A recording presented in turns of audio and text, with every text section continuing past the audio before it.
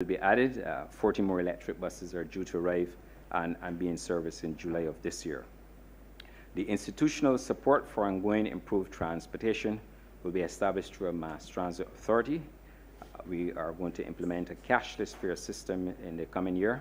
The electronic vehicle registration project will come into operation later this financial year. And we are moving to have greater online processing for customers requiring the Barbados Licensing Authority services. Key process improvements to shift the processing of weight certificates and the inspection of commercial vehicles from the exclusive responsibility of the Barbados Licensing Authority to be shared with authorized garages and car dealers. Flood mitigation, development of retention ponds to augment aquifer recharge, existing well cleaning, outsourcing, of course, of professional services for the mechanical cleaning of water courses and outfalls. Of course, the ministry will procure additional equipment in this year to replace essentially equipment that some 18 to 20 years old. And we are going to have new approaches to mobility and accessibility through sidewalks, footpaths, especially where schools are located and where the rock bluff, or what we refer to as cut rock, currently exists. That would pose a threat to life, health, and safety. Highway 1 Phase 1, that will continue to provide employment for several construction workers, and when completed, in my judgment, will be a first-class stretch of highway with sidewalks and footpaths and the provision of underground utilities. I also anticipate, Madam Chair, that we will have new investment opportunities which will be created from the improved highway. Overall, the ministry's ambitious capital program will result in economic activity designed to create jobs and to fuel the construction sector year-round. This is the first time, I might add, in the history of Barbados that a government having to manage a pandemic and spend over $100 million or more in managing the effects of the pandemic.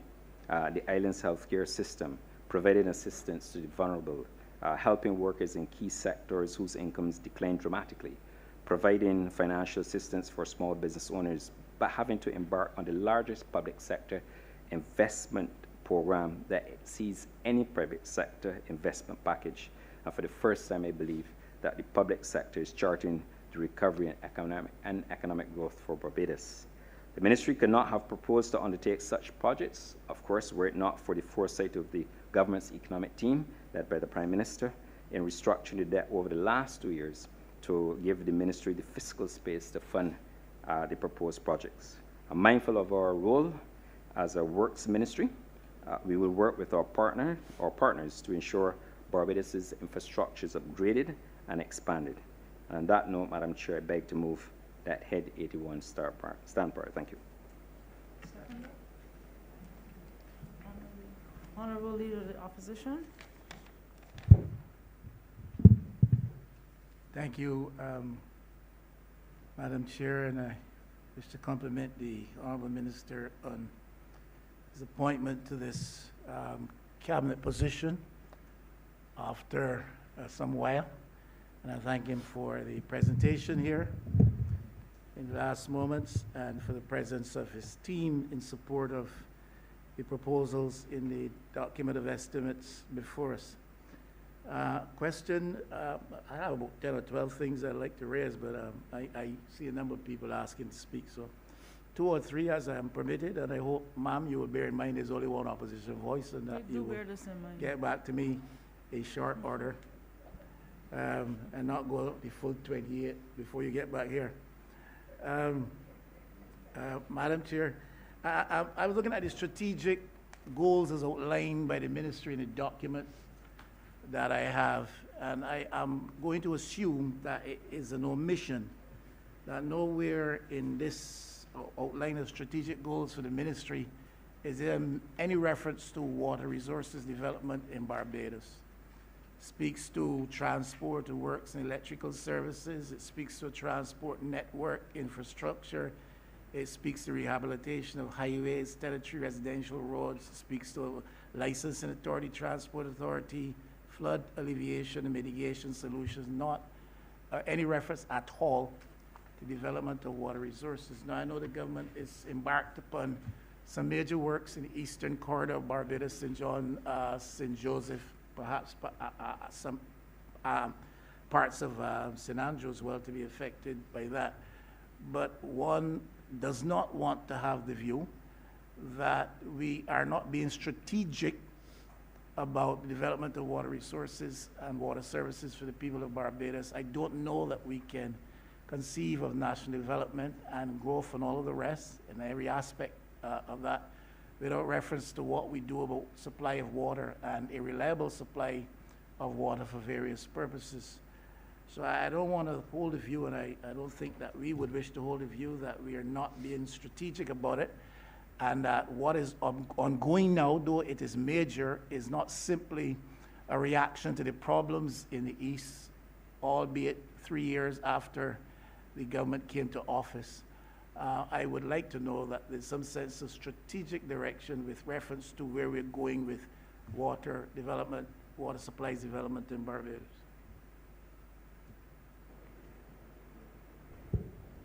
Madam Chair. Minister, go ahead. Thank you, and let me thank the Leader of the Opposition for that question.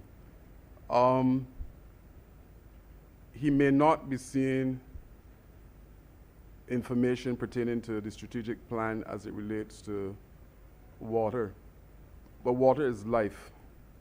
And I want to share with the opposition leader that the BWA is actively pursuing goals that will rectify all of the current issues that we're having across this country. And I am intimately involved in the process. I'm intimately aware of the challenges that we're having island-wide. Yes, you mentioned the project that is happening in the eastern corner at Vineyard, but that is one of maybe several CapEx projects that we will be looking to implement in short time. There's plans in train to rectify the water situation that is currently happening in the north through desal plants. There's also plans to rectify part of the problem that is happening in the constituency of St. Joseph through the upgrade of the St. Stephen's to Lodge Hill initiative. We have several water augmentation projects that will be rolled out in short time. So you may not be seeing what you term a strategic plan coming from the BWA, but I want to assure you that the BWA is actively looking to rectify all of the issues. Are we there yet? Of course not. But the overarching goal of the BWA is to ensure that our over 100,000 customers on a daily basis can have a constant supply of water. We came into government in 2018, and we found an institution with broken wings, and we're actively looking to repair those broken wings to ensure that we have flight and at a serious altitude. It's not my second question, ma'am. It's just for clarification because the Honourable Minister mentioned supply of desalination products. What is the cost attaching to our desalination supply water services, desalinated water supply services at this time? Thank you for that question as well. I will ask the General Manager to assist you in relation to answering that particular question.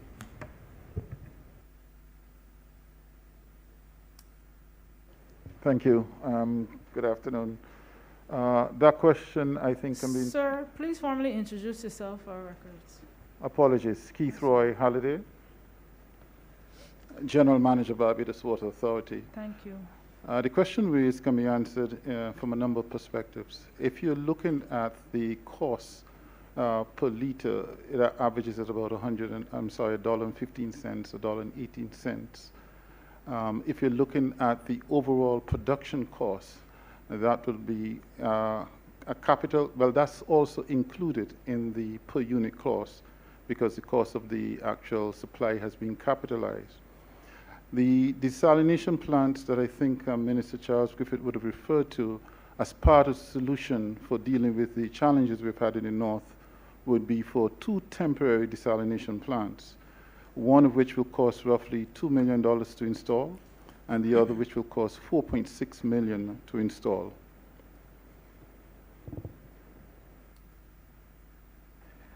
I'll settle on hearing that for now, ma'am. Second question has to do with the state subsidized, state-sponsored public transport service. Now, I hold the view, I don't have the capacity to do the necessary studies, but I hold the view from what little bit of research I have done, that we need to move away from the old model or the existing model of providing public service or transport services for the public of Barbados. We have a model in which the state subsidizes the operation of public transport vehicles to move the commuting public from point A to point B every day for several hours every day with some input from private operators. I would want the minister to give me his candid view as to why it perhaps may not be more feasible for us in the long run, lest we find ourselves, after all these electric buses and all of the rest, a few years down the road or several years down the road, back at the point at which we were not too long ago, or perhaps even are still right now. But dissuade me from the view that we need to see the state remove itself from providing public transport on a commercial basis, leaving that to private operators, with the state performing a serious and significant regulatory function, in addition to the provision of a social service element of public transport, that is perhaps the school, services to the school, movement of students, etc., that the state facilitates private individuals in an effort to enfranchise them, empower them. The state facilitates private individuals in getting larger and better or more suitable vehicles for the movement to and fro of the Barbadian public, and that where private interests believes that this is not viable at certain times of day, that is, into certain regions of Barbados because of the lack of traffic available for transport, where the private operators would want to shun away because of down times or lesser peak times, or because of the region's travel, the state perhaps could perform that role by subsidizing the private operators to take up that. In other words, if a guy does not want to go to Connelltown, I'm just picking a place, if the private people don't want to go to Connelltown between 12 o'clock midday and 3:30, 4 o'clock in the afternoon, because it is not viable for them, there are not a lot of people moving, but you still need to provide a service, then the state can subsidize the private operators and perhaps still have a savings. Because if they do not do that, then the state itself has to provide that transportation, and that comes perhaps at a greater cost. The same thing applies not only with respect to regions, like I said, but it applies to times of day which are not seen as peak periods. So I'm simply asking that the minister, from his learned position, his informed position, because he has several technocrats surrounding him in the ministry, dissuade me from the view that the Barbados government, the state, I should say, should move out of providing commercial transport, be a regulator, be a facilitator of capital to enable people to get bigger and better vehicles, relax duties and give concessions such that that becomes more feasible. And where there are obstacles to private interests operating, subsidize them and even save costs in that context. I hope the minister is able to follow all of that. Thank you, Honourable Member. You've given us a lot to digest. But what I can assure you is that the government of Barbados has commenced a program looking and reviewing at the whole concept of a mass transit authority.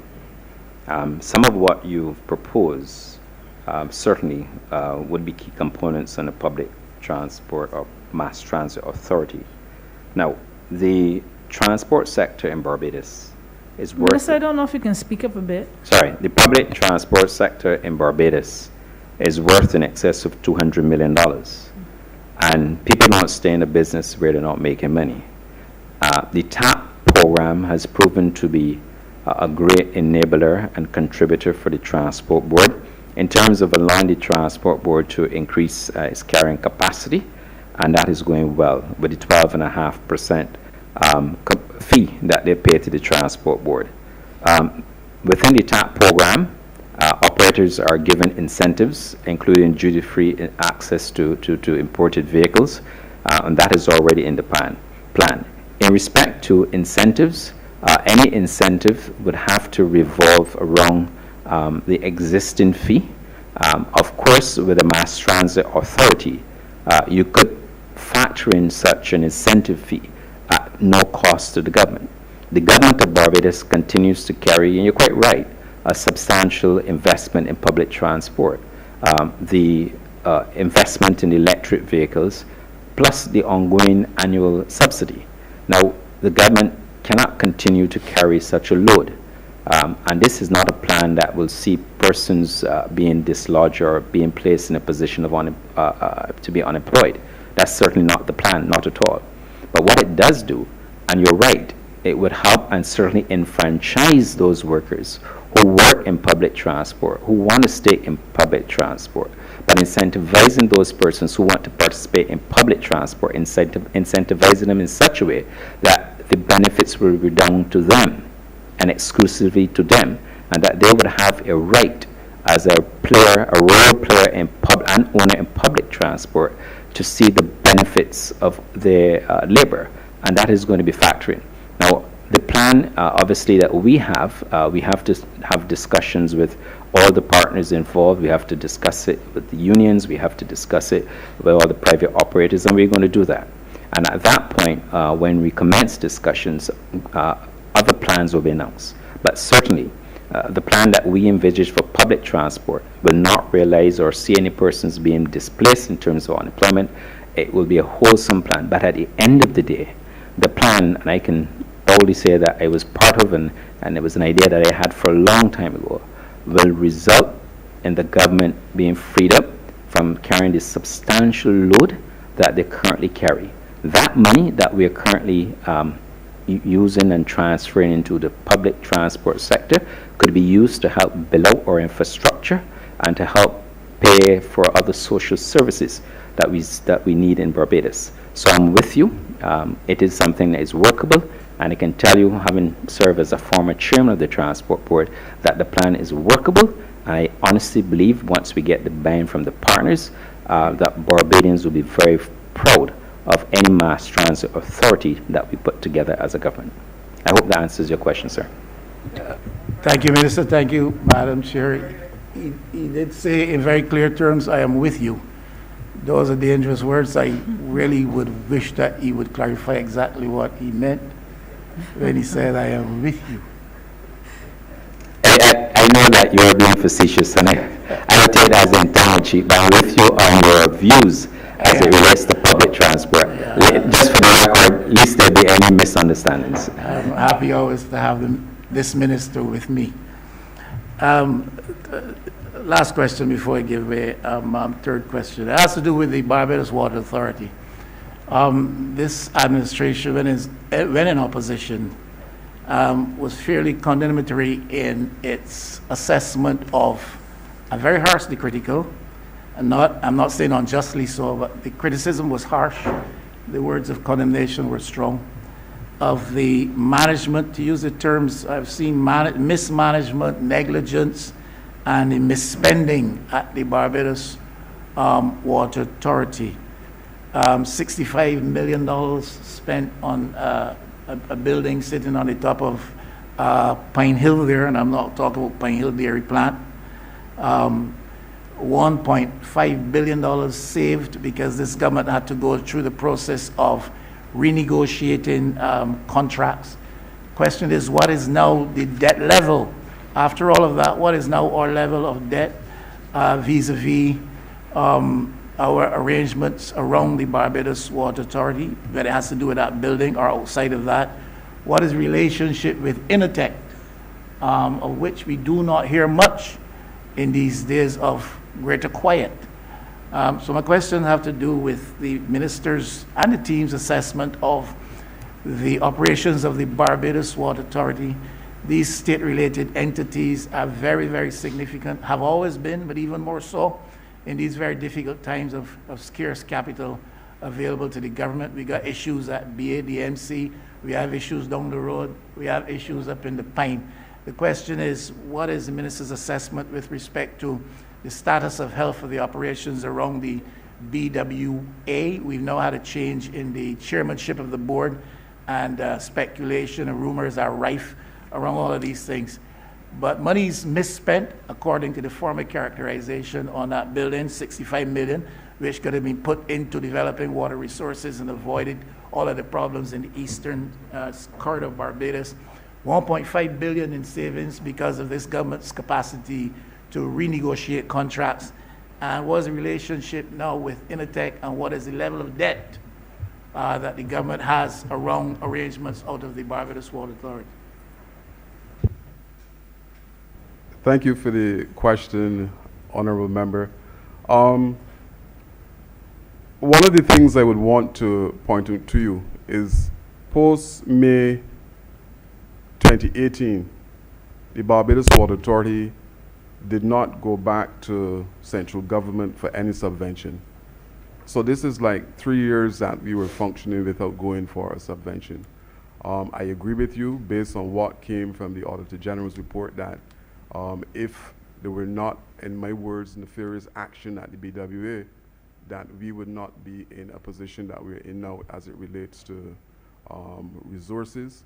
But that, as it is, we are striving to move forward. As it relates to your other questions, I will want to ask the General Manager to shed some light on some of the questions that you asked. But I agree with you, 68 million, 104 billion, I think it was, would put the Barbados Water Authority in a very, very good position today. We would not have the issues that we're having in the eastern corridor, the northern side of this country as well, and also in Christchurch. But please be assured that plans are in train, like I said to you earlier, to rectify all of those particular problems. But I think the management of the BWA should be commended that in 3 years' time, or the last 3 years, so to speak, we have not gone back to central government for any type of subvention. I will ask the General Manager to expand on the ionics portion of your question. Thank you again. Keith Roy Halliday, General Manager, Barbados Water Authority. Just to add a little bit to what Minister Griffith would have said, this would indeed be the third year that Barbados Water Authority will be entering a budget where no subvention or funding requirement from the Barbados government is required, certainly in terms of its operations. On the CapEx side, that is what is being presented today through the sum of $30.1 million. But certainly where the debt capacity, or where the debt is with respect to the Barbados Water Authority, having undergone a full restructure and the removal of the significant debts with the assistance of government 18 to 2 years ago, we are now at the stage where Barbados Water Authority is actually covering all of its operational expenses and moving progressively towards a position where it would eventually be able to assist on the capital expenditure side. With respect to Initech Services Limited and other related companies, any relationship that we have with them is now on a well-defined basis. We still have one or two relationship going with them in respect of specific issues, but all of the previous contractual arrangements were lifted off of the Barbados Water Authority, negotiated by the board, and paid through bonds by government, to the point where we are now operating without that type of commitment. The assets in question for most of those contracts are now owned fully by the Barbados Water Authority. Madam Chair, just one point. To the Leader Opposition's point, The government of Barbados continues to fund the capital expenditure program for the Barbados Water Authority, but the government is not transferring any funds to fund the operating expenditure of the Barbados Water Authority. So I just wanted to make that clear, because when you go to the estimates and you look at sub-program 518 Barbados Water Authority, you will see there's a provision for $30.1 million. And that is basically to fund the capital expenditure programs not funded by the Barbados Water Authority. But for clarity, the government of Barbados does not transfer funds to pay the operating expenses of the Barbados Water Authority. Just thought I'll make that quiet observation for the Leader of the Opposition. Honourable Member for St. James Central.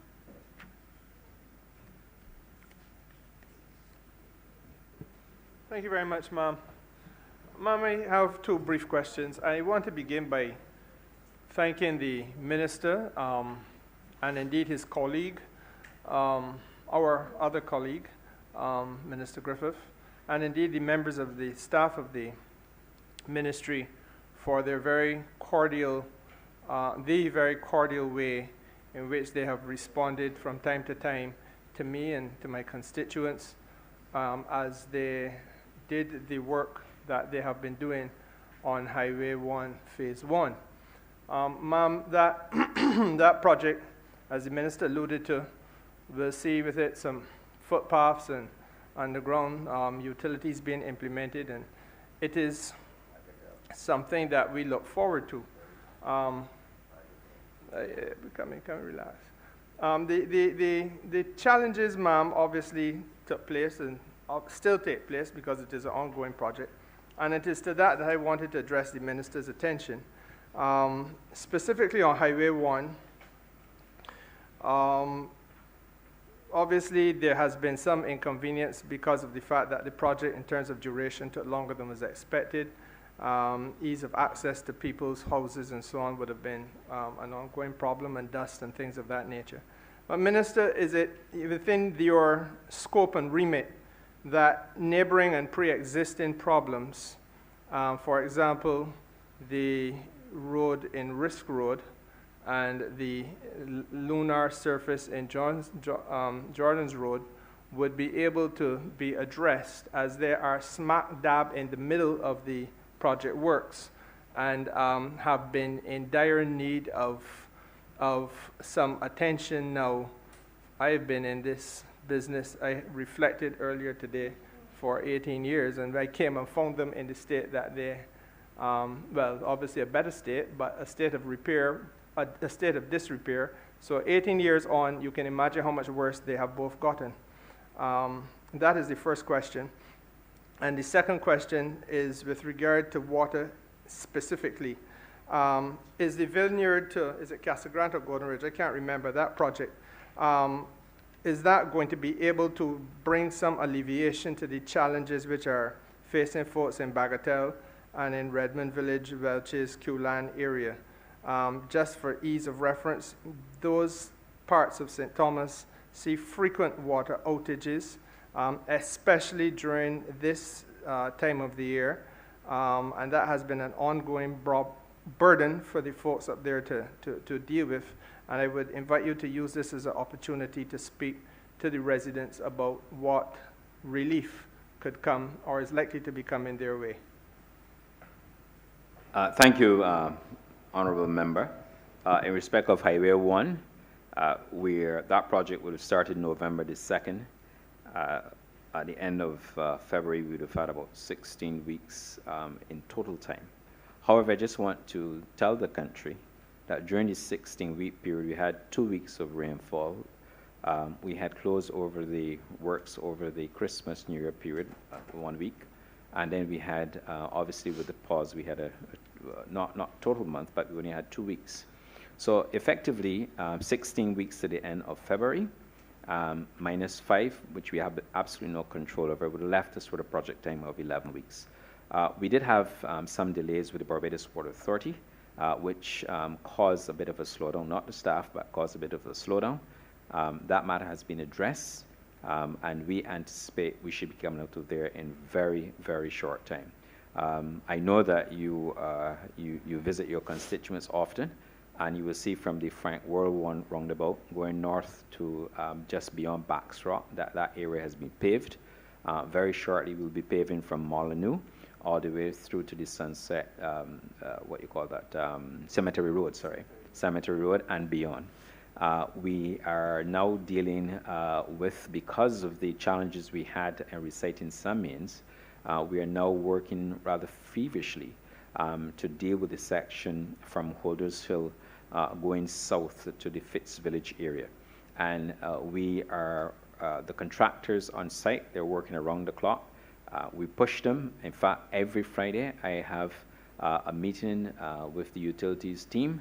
Something was set up long before I got there as minister. We continue to have that meeting to keep us informed, and we measure progress on a weekly basis with our project management team.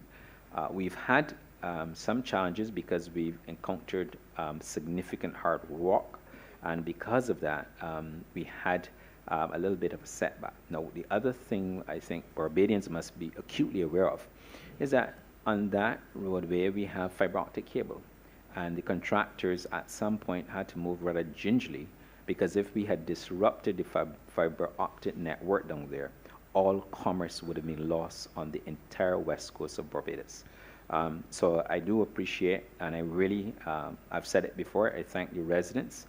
We've asked the contractors to increase the wetting of the road to minimize dust, because we know it has been a bit of a challenge. But it's about 11 weeks on 6.5 kilometers stretch. And like I said, when that road is finished, it will have a first-class highway, believe you me.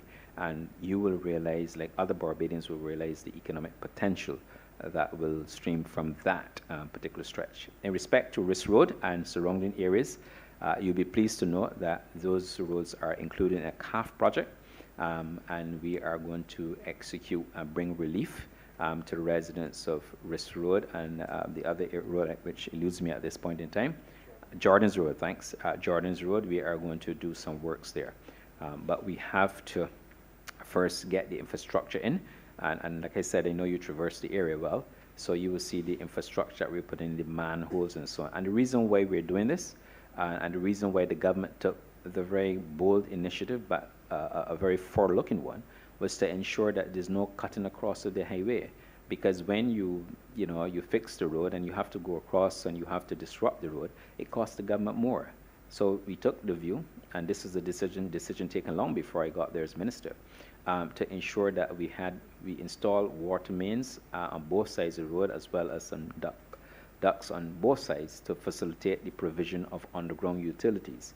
And once we get over this project, then that's the next step we're looking at. Because in a hurricane belt, as we are, a country with a hurricane belt, and touch wood, we don't have any this time around, we have to start looking at the provision of underground services. So you can advise your constituents, and if they're listening to me, I will also let them know that yes, relief will be coming to their areas. Honourable Member, I want to address your water concerns. I would have mentioned earlier about water augmentation, and the two initiatives that will probably speak to addressing your constituents' concerns in the areas, the St. Stephen's to Lodge Hill upgrade, and also the desal plant at Mullins. But to expand on that, I'm going to ask Dr. John Mwanza to give you some more information as it relates to the issues that your constituents are having.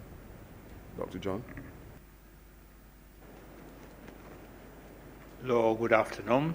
My name is John Mwanza. I'm technical advisor to the BWA board. With regard to the area that Minister spoke to, the basically two elements that will help address those problems. We are looking at upgrading the pumping facility at St. Stephen's Reservoir, as well as upgrading the pumping facility at Lodge Hill. In addition to that, we are going to be putting in a new pipeline light-sized main between the same St. Stephen's and Lodge Hill. What that will do is allow us to get additional capacity to transfer water from the Spring Garden desalination plant through St. Stephen's, through Lodge Hill, up towards Highway 2A into the Shop Hill system.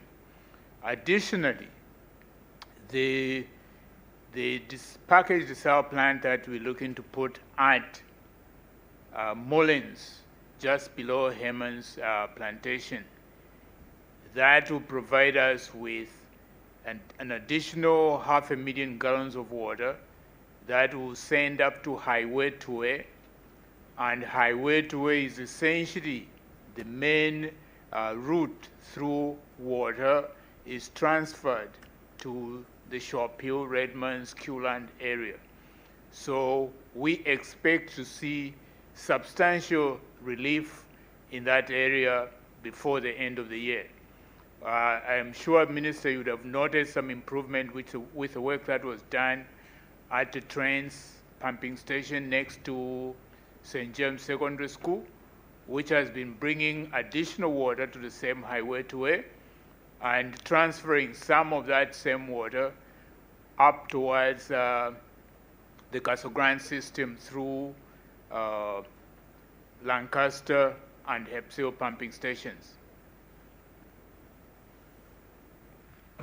Thank you very much, ma'am. And yes, Dr. John, I did have it drawn to my attention that there was this noticeable improvement in parts of the constituency that is traditionally affected, but the areas that I had addressed, namely Qland and Redmond Village and Welch's area, are still the subject of some concern.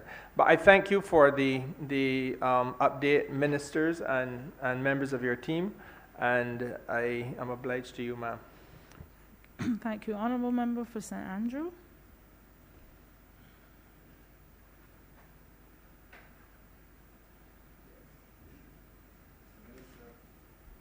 Mr. Minister, first, I would like to congratulate you on your appointment. It is fairly obvious to me that there are certain matters of which you would not be familiar in such a short space of time. And my first question to you, I mean, the situation of the roads in St. Andrew are so bad that it would probably take me a whole day in order to quiz you with respect to the plans for St. Andrew. In looking at these estimates, there's nothing to console me, because the many bridges in St. Andrew that need repair and restructuring, the many roads that have been left in a state of disrepair during the period of the Democratic Labour Party are in such a state that it does not make any sense for me to itemize them. But I have one question to ask you, Mr. Minister. Before I proceed, I would just want you, I want to be as brief as possible. I don't know how brief I can be. But I want to ask you a question, and the reason why I ask you this question, and it pertains to White Hill. White Hill is an area that the Barbados Labour Party flagged in the period leading up to the last election. We, as a party, visited that area 19 times before the last election, between November 2014, when we had a major slippage, and the actual election. And we gave a solid commitment to the people in White Hill, the people of St. Andrew, that it will be the first order of business. The Prime Minister accompanied us, I think, on about 6 of those occasions. The Prime Minister accompanied us, and the people in St. Andrew and White Hill were indeed very glad to have the support of the Minister of Finance with respect to this undertaking. Now, obviously, the state with which the last administration left the economy, and also the problems faced in the tourist belt with respect to the South Coast sewage problems, obviously impacted on the ability of this Barbados Labour Party government to address the problems of White Hill at that particular point in time. But we are 3 years. 3 years, I'm moving into this administration. I'm hearing about a Chinese loan. As I said, I know that these debates are a little new format and that you are new. So I'm not really castigating you in any respect. As a matter of fact, I was thinking of having a lengthy consultation with you before the estimate so that you would have some idea as to where I'm coming from. But I don't want to say that nothing happened under the last minister because of the fact that, the other problems impacted on his ability to do anything. But before I go into White Hill, have you visited White Hill at any point in time since you were appointed minister? Yes, I was in the area. I think it was October, November last year. When you said you were in the area, I don't know if you were in the area. You probably might be visiting a girlfriend or something like that. I mean, No, sir. No, sir. I was there. I went through the area with my officials. We were on a tour, and we went through the area. We were at the same time looking at the issue regarding land slippage in the area. We took the opportunity to go through, drive through the area. What are the plans for the ministry with respect to White Hill in this year 2020-21, this year of implementation? What are the plans the ministry has for this, the people of White Hill? The people of White Hill are listening to you. Thank you, Honourable Member. And I know that you're very passionate about representation, and I agree with you. I thank you, and whenever you have the opportunity, I'll be happy to engage with you. I know that you have a lot of knowledge, especially in the area, and also having served as a former Minister of Public Works. Just to let you know, like I indicated earlier during my speech, the government of Barbados, obviously when we came to office, and you were quite right, we had to renegotiate our debt profile. That was done, which then allowed the administration to have more fiscal space. As a result of that, the government of Barbados has entered into discussions and negotiations with compliant and exempt bank to conclude a loan, a specific loan in the amount of $230 million. And that loan, like I said, I believe is the largest investment for road and bridge infrastructure in the Scotland district. We are finalizing that loan right now. We should be, I don't want to obviously give you a firm commitment, because when you're negotiating, they don't want to tell you that we're going to start in April and then it doesn't start in April. But what we're doing is that we're working towards that start date, a very early start date, to ensure that we fix the roads and bridges. I must also tell you that the Prime Minister has always been engaging in the ministry and assisting us, and she's made it very clear that White Hill will be the first road that we have to undertake once we conclude all of our negotiations. I would also like to tell you, Honourable George Payne, and the people of St. Andrew, that we have identified a number of roads in St. Andrew. For example, we are going to be going from Springvale to Friendship, and Baxter's to Breakaway, and Hillaby, Haggett's. We're going down to Greenland, the Belpain Road. We're going into Swans. We're going to Greg Farm, Moores Bottom area, from the Moores Bottom Junction as well. So we have identified a number of roads within the catchment and bridges that we have to address, and I give you my word that as soon as we finalize that work will commence. What I will also do is to ask Mr. Philip Tudor, who's the Deputy Chief Technical Officer responsible for operations, if you don't mind, to just give us a quick overview, because there's some other works that we've commenced in that area in respect of geotesting and so on. No, Mr. Minister, Okay. before you go to Mr. Tudor, I just asked you a question and you gave me the answer, because you said that you went to White Hill. There are certain things that I want you to be aware of. And you're talking about a $30 million loan from the Chinese government. I heard that a long time ago. No, sorry, it's a $230 million. $230 million loan, and this is for the Scotland district. But we are talking about, I wouldn't even say that it's a temporary relief. You know, we've had extensive discussions. As a matter of fact, if it is one thing that I would applaud the former minister for, he was very quick to go to Whitehill. And we had practically agreed with respect to certain things that had to be done almost immediately with respect to Whitehill. And those things would have redounded to the benefit of the people in Whitehill, in that, you know, when you go and, you said you went to Whitehill, but you realize that there's no access from one end of Whitehill to the other end unless you actually go through the gully. And especially during periods of heavy rainfall, you know, the people are in a perilous state.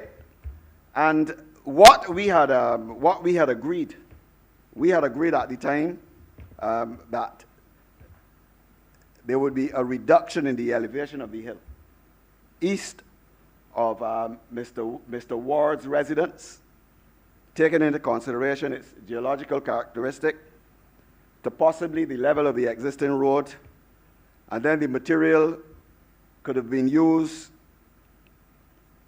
as fill to the north side and compacted every 12 inches. The road would be cut approximately 6 feet deep to reconnect the western end to the eastern end. There would then be an installation of a predominantly gabion retaining structure the full length of the road, complete with retaining walls, and the installation of utilities in sleeves to avoid excavation.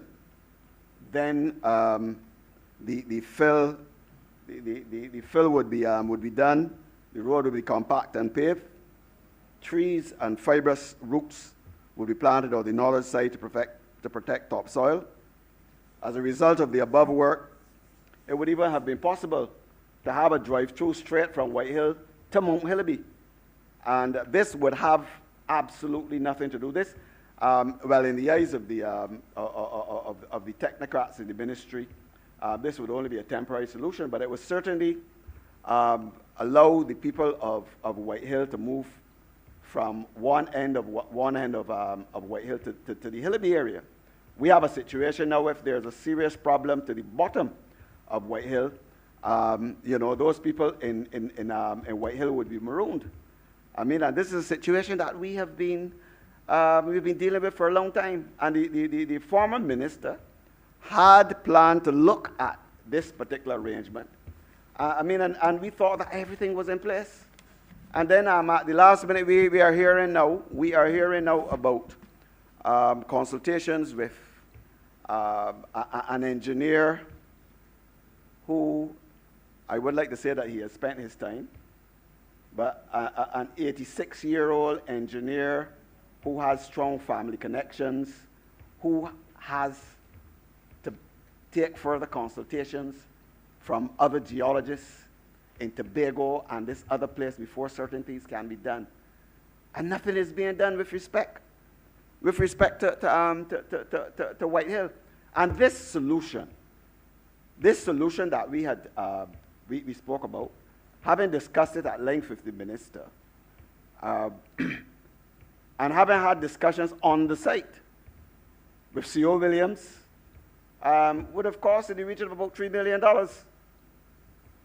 And the work that is being proposed now, with respect to the Chinese loan, could have come at some later stage. You know, and the thing about this particular arrangement, there were two gentlemen in the area, one in the 90s and one in the 80s, who had indicated that the area, the top of the hill where we would have leveled, that was the road when he grew up as a boy, and the road which had been damaged was only damaged. One, it was utilized. It was not the normal road, but because of the fact that it performed easy access to the bottom of the hill, that people started using that road, and then that road was paved. And in addition to that, there was a problem with a burst main. That burst main was over 20 years. And the leveling of the hill in the circumstances as proposed, I mean at the particular point in time when we visited, you know, would have at least formed a temporary solution to the problem.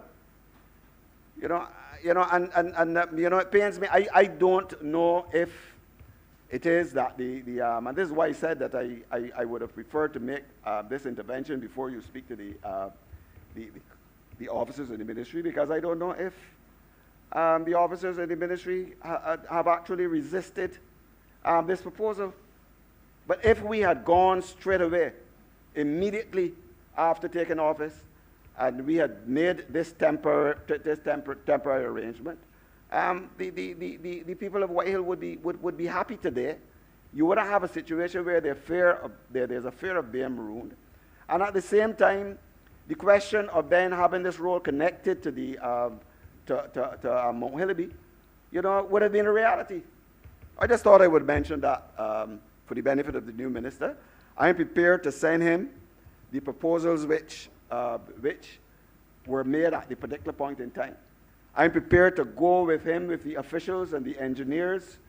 I don't want to call the name of the engineers. It was not really, I'm not saying that, the ministry was not right in seeking professional advice in this particular matter. But as a temporary measure, which would have been part of the permanent arrangement, the people of White Hill would be happy today. And those people are living in dilapidated, horrible conditions, and they've been doing so for the past 3 years. Minister? Thank you, Minister. Honourable Member. Of course, we'll be happy to join you on a tour, and I'll try and facilitate that probably as early, well, certainly within 2 weeks' time, if not next week. We will definitely arrange that tour for you to share your views with us in respect of your perspective. What I would like to do now, though, is to ask the Permanent Secretary in Ministry, and then followed by Mr. Tudor, to just give us some updated information in respect of the matters at White Hill.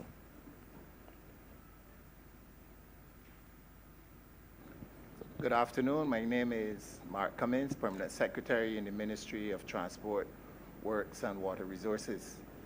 And I visited the site with the Honourable Member, and he is correct. We did traverse some fairly steep terrain, and we had the benefit of the institutional knowledge of those persons who had lived in the area. We also had the benefit of the knowledge of one of our former members of staff who would have spent a significant time working in the Scotland District area. And as we all know, the Scotland District area is a very difficult area because of the soil types and its susceptibility to land slippage and soil erosion. That being said, the ministry did have a geotechnical study done by a recognized and qualified geotechnical engineer. That report was submitted to the cabinet, and we were advised that we should have a peer review of that geotechnical. That was done, and basically it's a situation where there were different engineering views. I will not even attempt to get close to that. Mr. Trudeau will speak to that as it relates to the technical aspects. But we made provision again for other boreholes to be drilled on that. I think that would be the western side to which the Honourable Member spoke, because there was some difference in the engineering opinions related to that. But what I can say to the Honourable Member, I don't know how it will be accepted, but certainly the compliant, the loan from the Exim Bank, which is going to be executed by compliant, the contractor. The White Hill is foremost on the list. The Honourable Member also made reference to the bridges in St. Andrew. I can assure him that we have completed designs and we have construction drawings for 4 bridges in St. Andrew, which are in a very advanced state of repair. And as soon as the works commence, I would certainly expect to see some work commencing on those bridges within, not only within this financial year, but most certainly within this calendar year.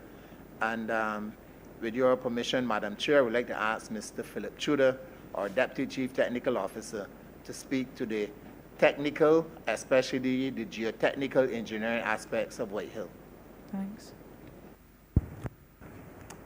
Good afternoon. My name is Philip Tudor. I'm Deputy Chief Technical Officer, Operations Section, Ministry of Transport, Works and Water Resources. Initially, as PS alluded, there was a peer review, and based on that peer review, there were differing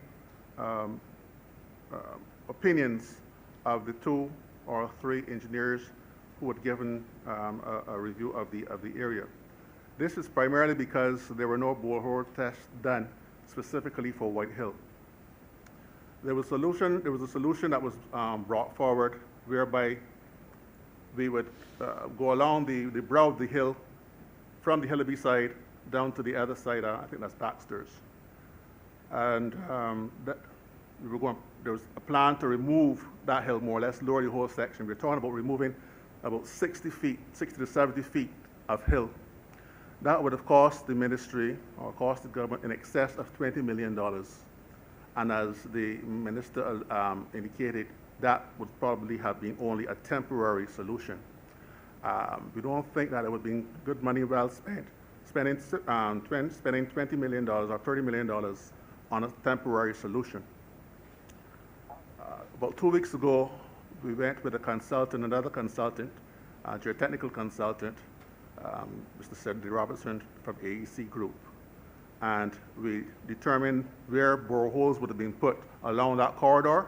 The boreholes would more or less tell us what the soil type is later on there and what sort of road or what sort of solution would best fit that area. So the boreholes are supposed to be done within another 2 to 3 weeks. After that testing has been done, that would inform us as to where the road should be placed and what sort of structure should be put there. We're initially looking at having a section of piles from one side of Hillaby to the other side across the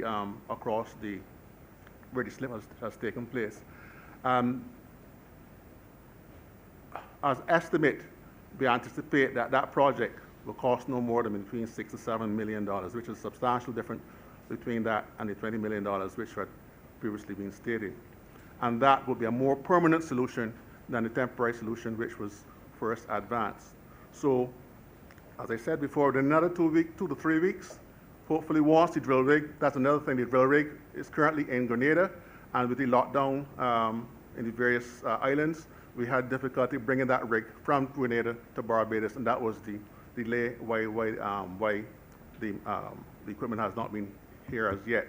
But hopefully within another 2 to 3 weeks, the rig will be here, borehole testing will be done, results will be supplied, and the ministry will be in a better position to determine the final solution for White Hill as it relates to the reconstruction of the road, where the road will go and the sort of design that will be needed to make sure the road is a permanent structure.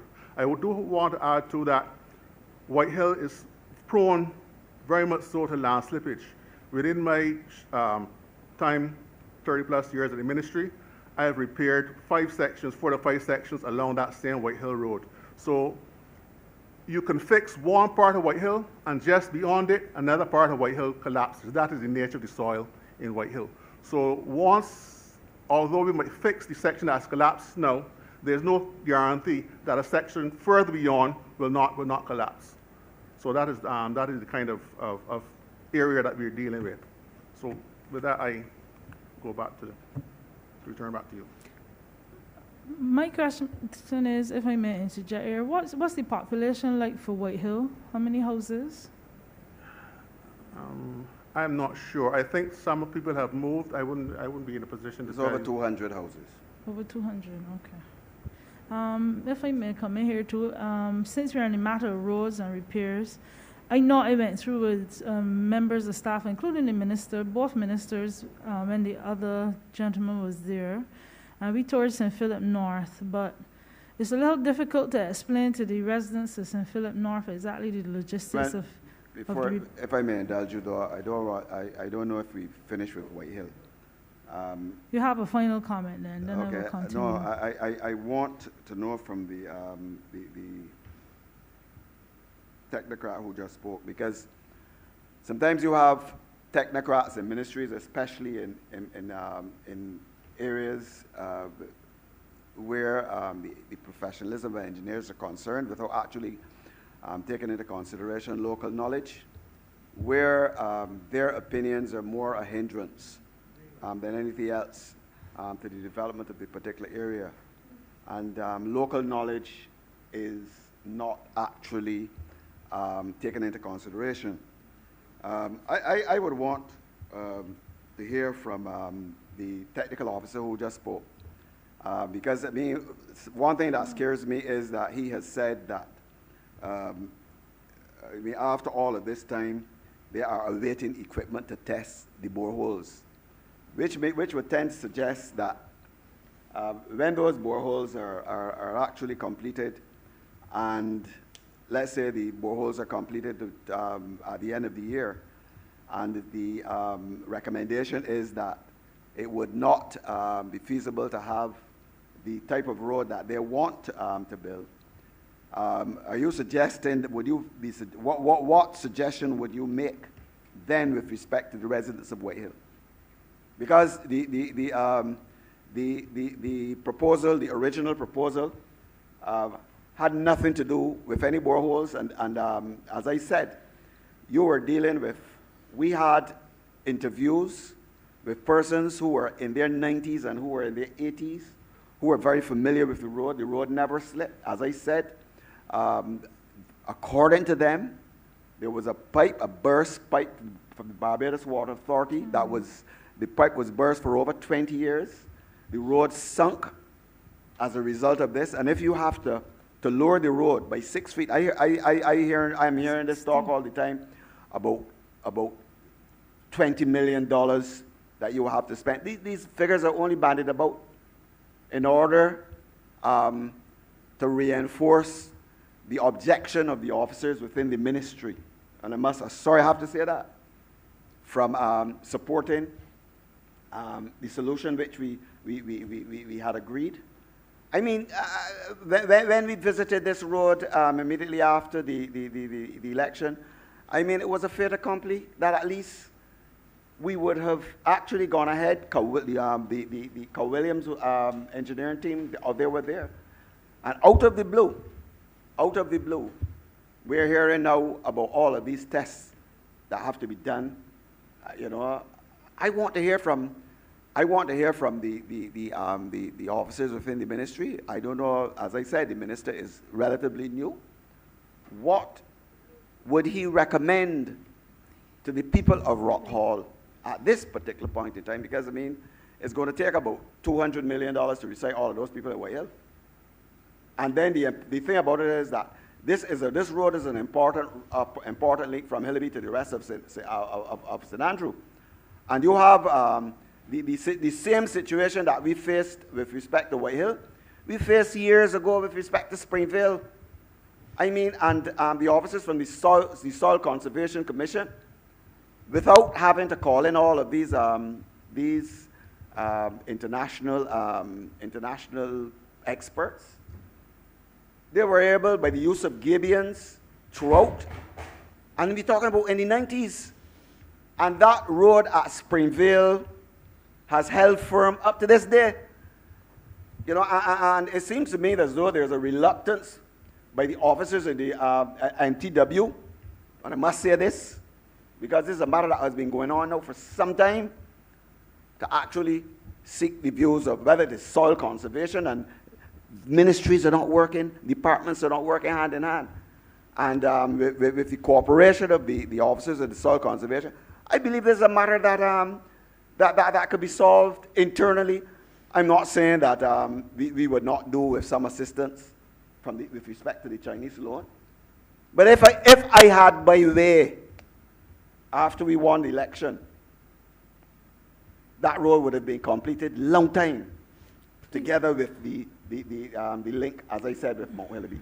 Okay. But I'm saying that I believe that I must say that I believe that the ministers, that the technocrats in the ministry I mean, I'm not a reflection on the technocrat who just spoke.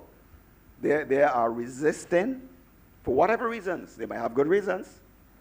And I believe that this is something that we should actually, at least, it only costs us about $3 million to level the road. Okay, it's let's something give that we them a should do. chance to respond. The representative alluded to Springvale Road. Springvale Road was one of the first roads that I did when I came to the ministry. Springvale Road used to suffer a number of slips. Every time you fix it, it's slated. And as the representative alluded to, I spoke with a gentleman down there. I can't remember, he's long died by now, but he brought up some photos and showed me how Springvale was and how he gave us some ideas as to how Springvale could be redone. And we did Springvale the same way he suggested that it be done. And Springvale is the same way it is now as it was when we fixed it 20 odd years ago. Now, I also want to say that I have been engineer responsible for fixing the roads in the Scotland district over the last 30 years. So if I tell you a road is going to cost $20 million, it will cost $20 million, right? I mean, that's the way that is my profession. That is what I know. I'm not asking anybody how much it's going to cost. I know based on the work that I've done over the past 20 or 30 years what a road in the Scotland district will take to be repaired, right?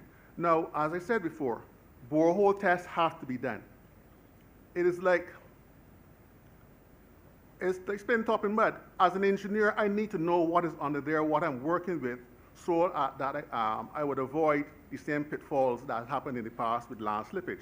We can only determine what to do on Springvale Road if we do the boreholes, and it tells us what soil is there so we can plan or we can design the road accordingly. That is the way we operate. I don't operate on guesswork. And I don't believe that any engineer should operate on guesswork, right? So with all due respect, it is my profession. I know what I'm doing. And I believe that this is the way to go with the boreholes. And the boreholes not going to take to the end of the year to do. The boreholes is a matter of weeks. Once we get the results, we will know how to do the design from there. And the design will be based on engineering applications, not on guesswork. But you're also saying that there are different reviews with respect to the peer reviews.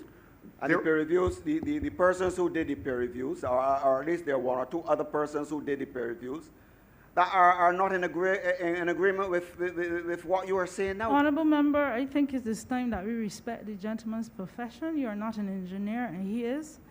I would like to move on from that topic. Till I get back to my point, I invite the Honourable Member for St. Michael South Central. Madam Chair, thank you. I have three related questions, which, if you allow me, I will ask one at a time and give the Minister and his team the opportunity to respond. First, I also have to congratulate the Minister and the Ministers and the Ministry for coming in and covering a lot of ground with respect to the expanded Capital Works program that is under execution and that is also planned. I know that a big part of that from the perspective of my ministry that we were pushing also related to the questions that the last member raised in terms of the sustainability of works in the Scotland district, and to make sure that once fixes are made, that they can be sustainable. And I know that you've spent a lot of time trying to come up with those kinds of fixes. And I trust that you will be able to bring resolution to the Honourable Member for St. Andrew in short order. I believe that you will be able to. Let me come quickly to the questions that I have, which are not so much about what is in the estimates, but about what is not in the estimates. Understanding that you can only reflect in estimates sums of money that are agreed, sums of money that are the subject of a signed loan agreement or a loan agreement or a grant agreement that is past the stage of negotiation. So I say that to say that as the ministry that's responsible for coordinating the public sector investment program, I am aware that there are also sums of money that we expect, subject to a successful negotiation, that will be made available under what we refer to as CAF, which is the Latin American Development Bank program, that we call a SWAP. That's the nature of the project, a sector-wide approach program. And I know that there are negotiations that our ministries are engaged in on that program. The reason, the question I have about that, my first question, is that I believe that the reason we went with a sector-wide approach program was because it allows you as the ministry flexibility to do the kinds of things in the sector, which is the road network, the broader transport sector that need to be done. And a part of that, I believe, has to do with things like culverts and sidewalks and general accessibility in major town centers. That is my question. What are the plans in that SWAP program, in that sector-wide approach program that is, I believe, currently $50 million US, $100 million under negotiation, that will address the question of accessibility in town centers. And when I say accessibility, I hope you get my meaning through you, Chair, to the Minister. We have an issue with people living with disabilities in the country, in the region, because they also travel. That seems to be something that we miss. It is very difficult right now in Barbados, not just to have mobility in a wheelchair or other kind of mobility assistance device, but even to walk, it is difficult because we have issues with continuous sidewalks, with making sure that the areas are safe. I thank the Honourable Minister for doing the recent work at Cummins Road and Britons Hill, but we still have safety issues in respect of that junction and making sure that the area is safe. I had to be able to put that in, Chair, to my question to make sure that it is not lost on the Minister. I want to know, please, what is the plan under the SWAP program to improve accessibility for people with disabilities and for Bajans who want to walk? Because we have a problem with chronic NCDs and we need to move, please. Thank you, Honourable Member. Yes, there is a plan for mobility and accessibility, and we are moving in that direction. We have completed some sidewalks in Barbados, just for the benefit of the record. We had the Kendall Hill footpath that we're still working on. There's also the St. David's footpath.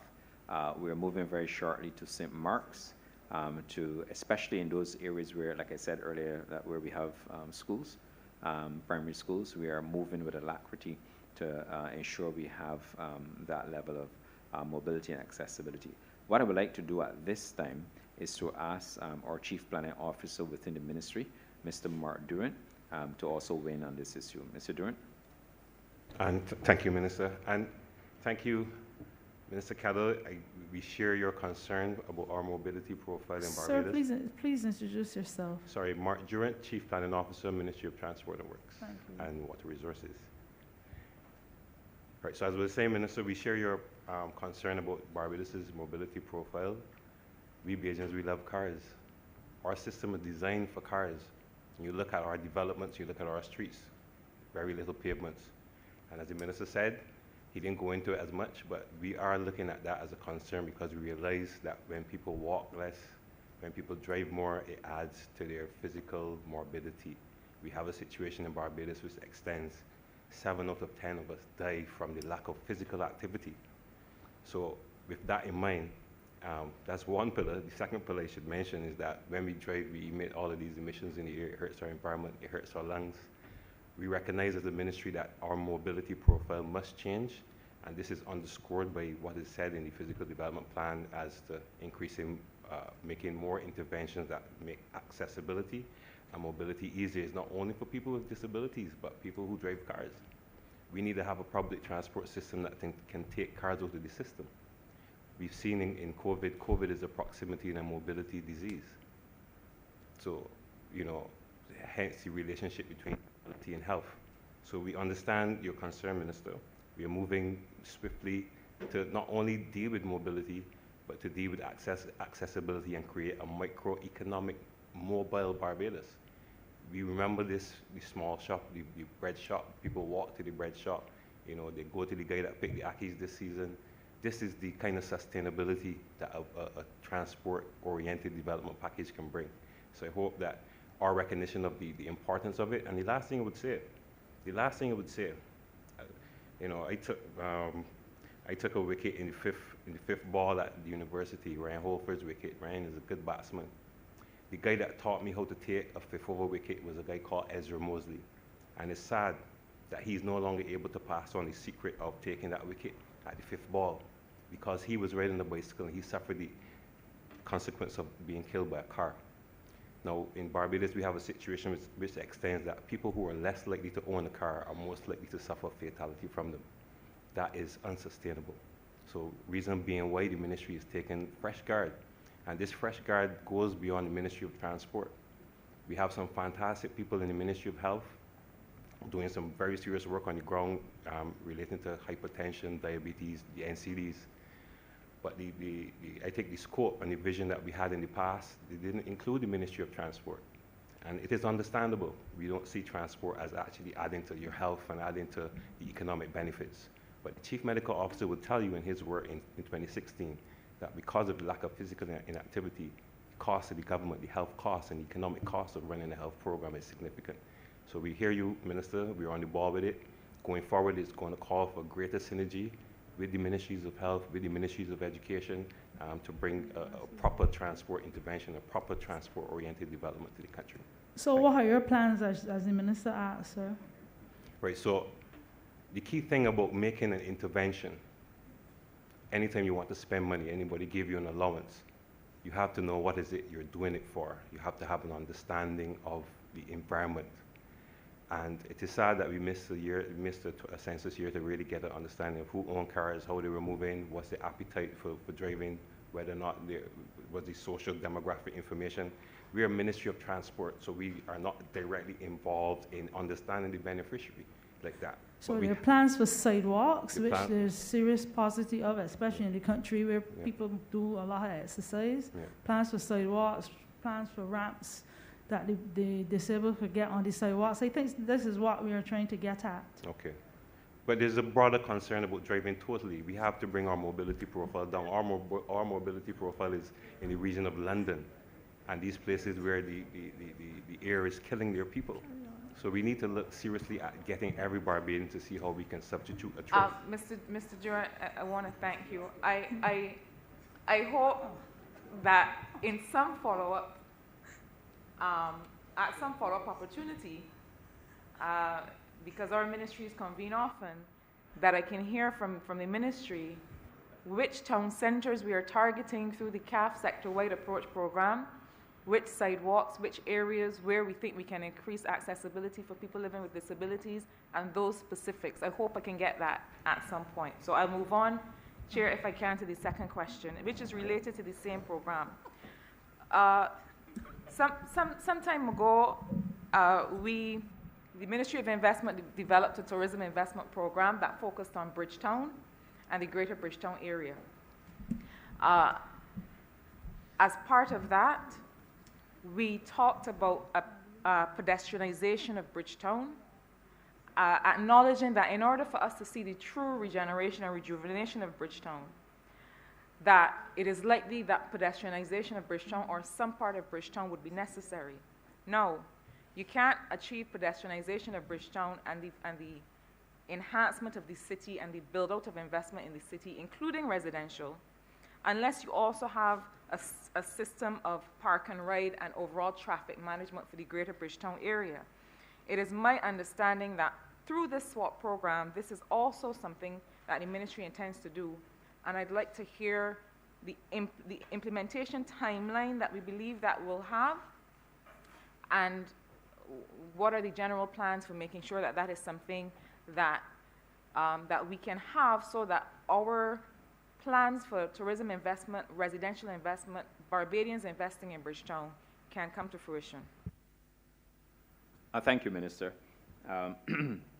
We have identified a number of plans. We would have prepared a paper submitted at Cabinet on the pedestrianization of Bridgetown. As agreed, we have now sent that paper out for comment from multiple ministries. When we get back the responses, then we'll be in a better position to concretize the plans for the city. In respect of the park and ride, the Transport Board in this financial year will be introducing the concept of a shuttle service in the Bridgetown area. We have identified the Gaba Lodge car park as an area and an opportunity for persons coming into Bridgetown to park their vehicles and utilize an electric shuttle. Open air, I might add, similar type to what we refer to as a jeepney bus, to take them through Bridgetown.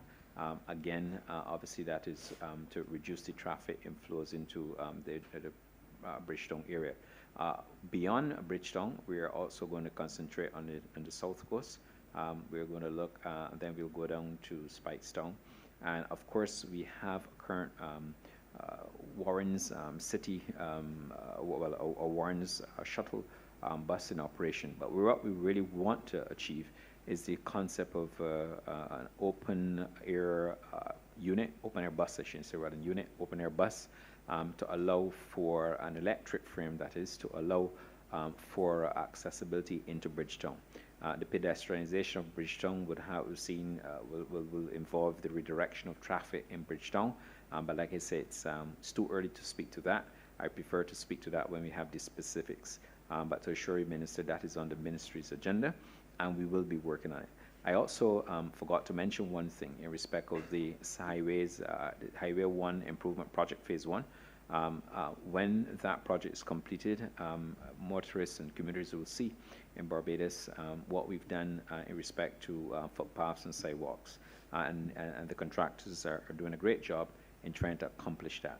So I'd prefer to say more about this program once we have finalized all the details in respect of the what I refer to the renewed urban corridor in Barbados.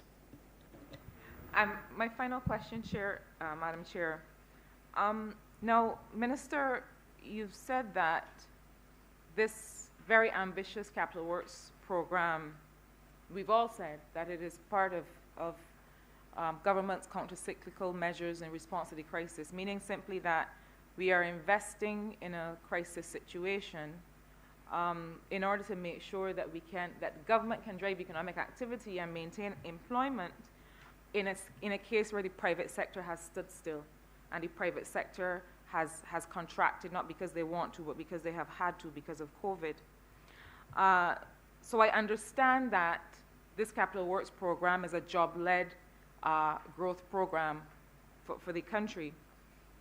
And what we're opting to do is, rather than what the last administration regrettably did, which is to inflate the wages and salaries by taking on permanent employees on a basis that was completely unsustainable and therefore wrecked the deficit and ballooned the debt, we have had to do it on a project-by-project basis, and that is the way that we've opted to approach this. Notwithstanding that, though, I have a concern about sustainability of delivery in the sector. And I have a concern about sustainability of employment in the sector. A lot of the young women and men in St. Michael South Central are interested in more long-term work in this sector. I know that there are things that the ministry is doing with respect to building of gabions, needs for the needs that they have for well digging, and the kinds of technology that can be applied in those kinds of things.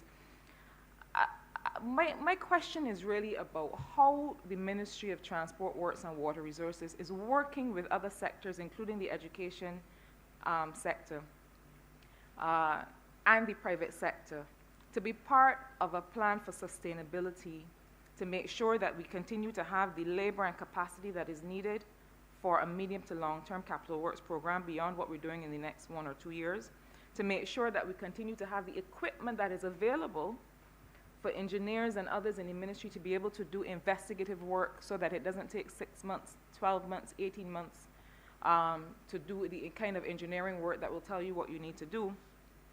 And to make sure that overall you are building out a sector along with the private sector, you're building out sustainability so that you always have access to skilled labor, so that access to skilled labor that is able to get a decent salary, a decent wage, that you always have available equipment, and that you have small contractors as well as the larger contractors who are going to be available to be able to deliver in this sector.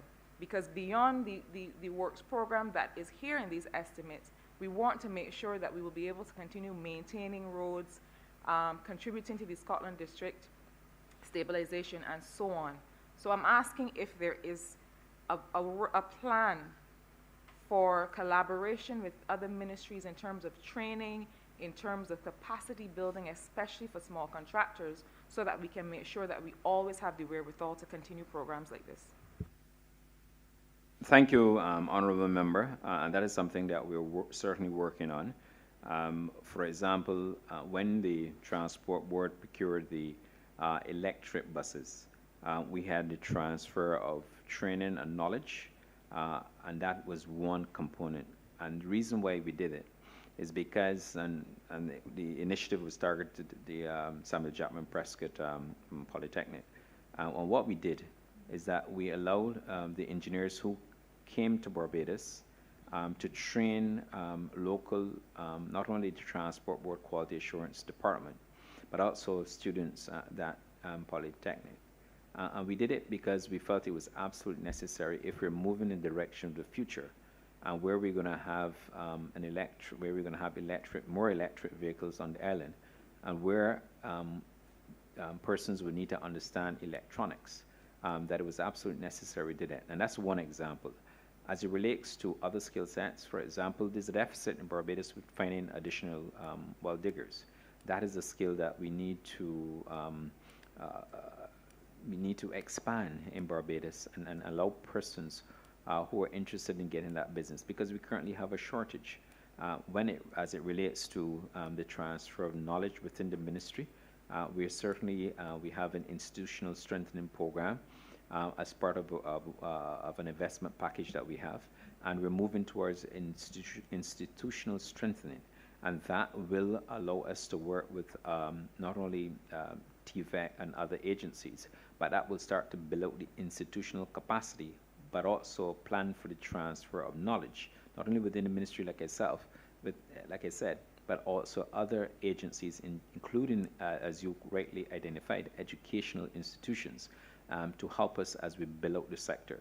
Now, I'm also aware that and you're quite right, the largest public sector investment program to be undertaken in the history of Barbados and to be led by the public sector, which is a first for Barbados, will also allow us in government to help build out not only capacity, but will then create opportunities and avenues for persons who want to become owners of small businesses, and those who want to grow from small to medium to large businesses. And that is the plan within the ministry as we pursue that program. Within as you mentioned, the CAF, the sector-wide approach loan, there's also, because it's broad, we are also going to look and see whereby we can procure additional equipment for the ministry. And again, that is to help us sustain the works that we have to carry on. Over the next 3 years, commencing the financial year, Barbados is going to be very busy with capital works programs. Like I said, we have not only the CAF program, we have the Complant program targeted directly in the Scotland District area, but we also have the IDB Global Roads program. And in addition to that, we also have the ministry's plans for tenantry roads, community roads, and all those urban tracks that we need to fix. So there's a lot of work, but I'm also confident, having met with the contractors who've already said that they're on board and they really want to, they have for a while not been getting enough business, before our time, of course, and they're really anxious to work with us and partner with us. And they too have also been recapitalizing and re-equipping themselves and their companies in order to take advantage of what. Now, I must also say this, that we are also going to involve what we call small business persons, the micro enterprise element, in helping us to build out some of these sidewalks, helping us to do some of the roads as well. So it's going to be a package design based on the ability of persons obviously to perform and get the job done, because that is the number one priority. We have to focus on results and getting the results. But it will be an inclusive package to help the what I call the micro enterprise level, as well as those who are establishing the business, to help us execute and sustain this program over the next 3 years at a minimum.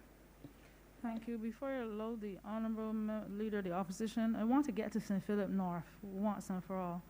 I have not been seeing many roads up there. It has been explained to me with respect to the CAF program for the St. Catharines to Three Houses Road. That's fallen to pieces. I know that's supposed to start in April. I want to know if that's still on the cards. I appreciate what you said about the sidewalk for St. Mark's. There's a big issue with the Fortescue, which involves the Honourable Member for St. John as well. Fortescue has one road in and one road out, which I think the ministry is aware of. When will that be addressed? The other thing is St. Philip and some areas of St. John, I assume, has issues with privately owned roads, which are, I would almost say half of the roads in St. Philip, maybe a little less. And we are having difficulty in getting those fixed because they're privately owned. Going forward, what is the plan for those? Do we acquire the lands? Do we just sit and ask the residents to give up their lands? What is the plan for that area? And your PS had described to me quite pleasantly, Mr. Cummins, I'm grateful to you, about the wells. We have a few areas where there's flooding when it does rain. And as he explained to me, the issue in part was the wells and the condition of the wells. I want to have an update on that as well. PS Cummins will respond to you. Thanks. Thank you. Yes, good afternoon again, Madam Chair. We have identified a number of roads in St. Philip for the CAF program, but that will not be starting in April. It's probably going to start in the second quarter of the financial year. But to address the question of private roads, this is primarily in situations where persons live off of main roads, where you may have persons who are renting, and as we use the materials from our Mill and Pave program to allow those persons who live along those what we call urban or rural tracks to have all-weather roads. Sometimes that's where the challenge, and I think that's the challenge that you are having with respect to getting permission from the landowners. The acquisition process takes a very long time, so it's always better if the landowners can agree to have the roads, to have the tracks upgraded and provide a better all-weather service. St. Philip is a challenge because, as you know, St. Philip probably, going back in the history, St. Philip and St. Lucie were really the two major landowning parishes in Barbados in the early days, and that still continues. And you may have persons who are family members or some who are paying rent living on lands, but they do not necessarily have a quote-unquote, I would say a classified road, because the tracks, I normally refer to them as unclassified roads based on the road classification order. But suffice it to say, in those situations, as we are continuing with our milling and paving program, we will have a significant amount of material, and it may be necessary for us. I know I did some visits. I did some visits with you, and you pointed out to me some areas where there were challenges. The greatest challenge is going to come in the agricultural subdivisions, because those roads are private, and they're very much for the use of the residents of those agricultural subdivisions. But the ministry is willing to work with you, Madam Chair, to assist and to see how best we can improve those surfaces. And if you can also do, I know you're doing a significant amount, if you can do a bit more PR on the ground and get the landowners to agree, then that would make our jobs a lot easier. With respect to the cleaning of wells, that's the program that is ongoing. When we visited, we saw a number of wells in St. Philip that have not been cleaned for a long time. Subsequent to that visit, a number of them have been assigned. But as Minister Cattle alluded, and this is one of the challenges that we are faced with in Barbados, where there is a limited number of well diggers, we do plan to have discussions with the BVTB and TVET, which are agencies of the Ministry of Education, to see how best we can have persons trained in the skill of well digging. I know that it is hard work, but I'm pretty sure it's going to be very lucrative, given the number of wells that we have identified and the number of wells to be cleaned. So we are in tune with the challenges that you have in St. Philip North. We've identified a number of those roads, especially under the CAF program, and I do expect that we can start towards the end of the second quarter of the financial year, which will be more like September, October. Mr. Cummins, there are some urgent areas by, what's that, St. Catherine's area, where the bridge has broken on both ends, Yes. as well as going into Supers. I'm not sure if they can wait on the CAF program, if we could do something in the meantime for those particular areas. I am told that a lady with a car more or less fell off the side of the road and the car had to be lifted out in that St. Catherine's wheelchairs area. So if something could be done relatively urgently, I would appreciate it. We will, ma'am. St. Catherine's wheelchairs, as you just said, is treacherous, and I'm sure we will have to make an intervention there, more than likely temporary, certainly before the coming rainy season, because both the road edges on both sides, there's significant undermining of those road edges. So we will definitely have to make an intervention there. And Super is that road you spoke of going into Fortescue, which was built some years ago when the original road had collapsed. That's another area that we will also need to pay some significant attention to. And I think that may be a part of the Scotland district. We'll have to do some research and double check. And the residents are complaining, like White Hill, that there's only one entrance in and one entrance out. That falls into St. John as well, so that is creating some concern for the residents there. But we can move on. Honourable Leader of the Opposition. Thank you, Mr. Cummins. You're welcome, Madam Chair. Thank you very much, Madam Chairman. Since I'll take lead from you, since you became somewhat parochial, of course you're concerned about your constituency, as you rightly ought to be. You don't want to be left out. You don't want to be left out. You don't want St. Philip North residents, constituents to be left out. Not at all. Not at all. So I'll take the lead from you and be a little bit parochial before I address perhaps two further questions. I want to thank this minister for the attention that the department under his portfolio, his ministry paid to the problem that existed at Passage Road. It took a little while to be fixed, but I gave Minister a call, and he readily said to me that he would have it acted on. It has been acted on. I saw it featured in the news media this week. This was an outstanding problem, I think, caused initially by some works of the Barbados Water Authority, and serious, dangerous excavated area left uncovered for quite a while. But has been seen to, and I thank him for that. That is at Inner Passage Road, Passage View. And I thank the minister and his team for that.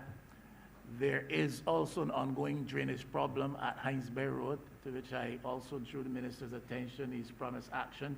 And there has been some initial action, though it has now been stalled for a little while.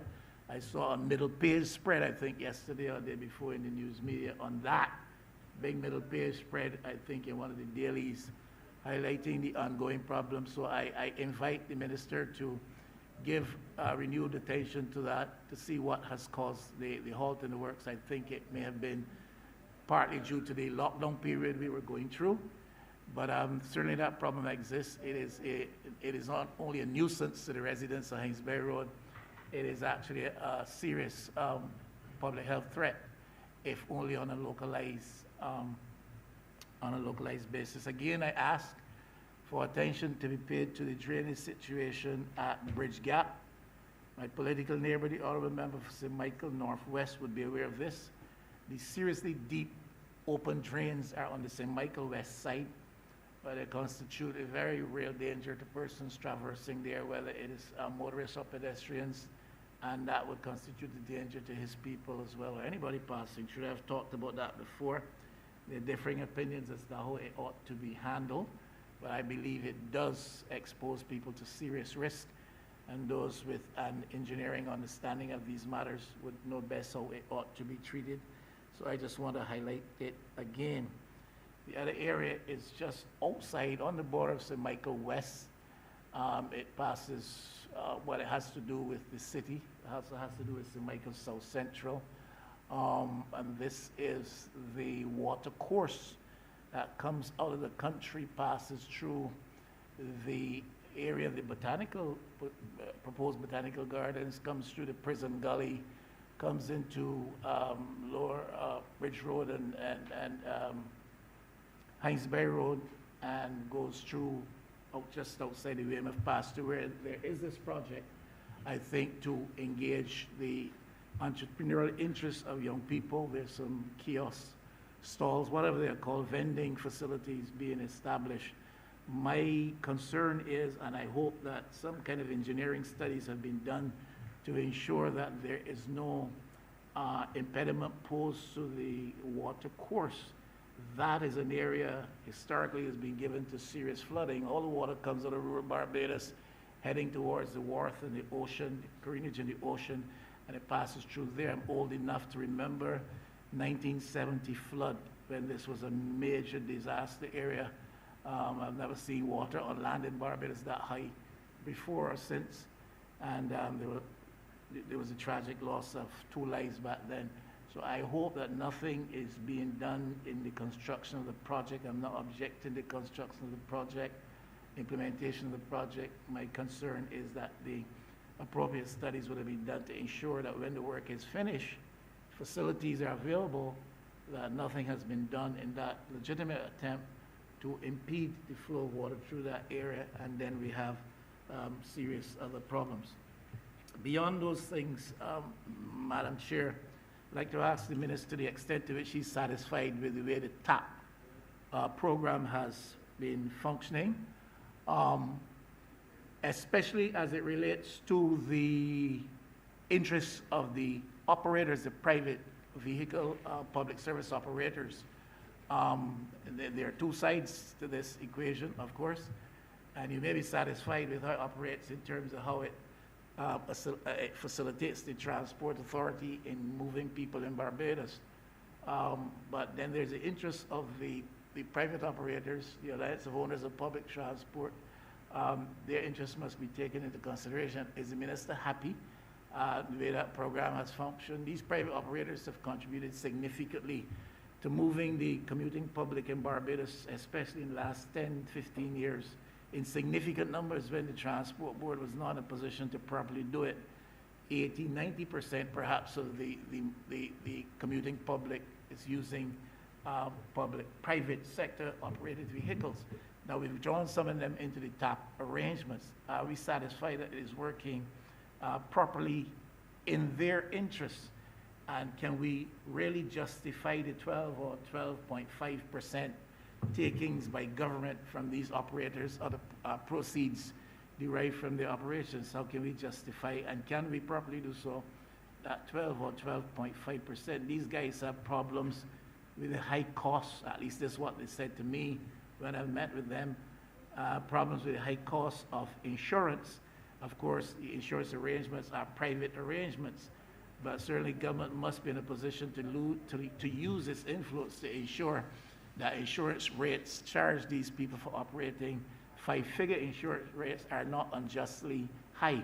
There are problems with the fuel tax introduced by this government. There are problems with other taxes, transfer tax, which I think has multiplied, 1,000%. And really, there are some concerns which I think legitimately they have. They must get the opportunity to air them to the extent that this minister is aware of these issues since he's new to the job. I wonder if he and the team are satisfied with that particular program. And then my second question, madam, has to do with the electric buses. Oh, they look nice, and we see a lot of them running on our roads. And almost like the Prime Minister did, we are tempted to say, we're lost. But my question is the appropriateness of those buses to Barbados. And I'm not in a position to say one way or the other. What I do know is that in hearing from a few drivers, what they have said is that these buses are good buses, but they're not appropriate for use here in our road context. I don't know the extent to which that issue is an issue for the Ministry of Transport and Works. The question I have beyond that has to do with the ownership. Clarify for me the ownership of these buses. Are they Barbados state-owned? Are they owned in some partnership arrangement with some private entity? And what is the level of indebtedness which now exists for the Barbados taxpayers with respect to these buses? Thank you, Honourable Member. I'll try to respond to your questions, concerns in the order that you raised them. Regarding the drainage problem at Hinesbury Road, you're referring effectively to Greenwich Road. That is where we are trying to create a box drain connected into the Headley drain to allow it to outflow onwards. The challenge that the residents had in Greenwich Road had to do with the fact that, again, like you said, the water course, all the water coming down, and then the area will be flooded.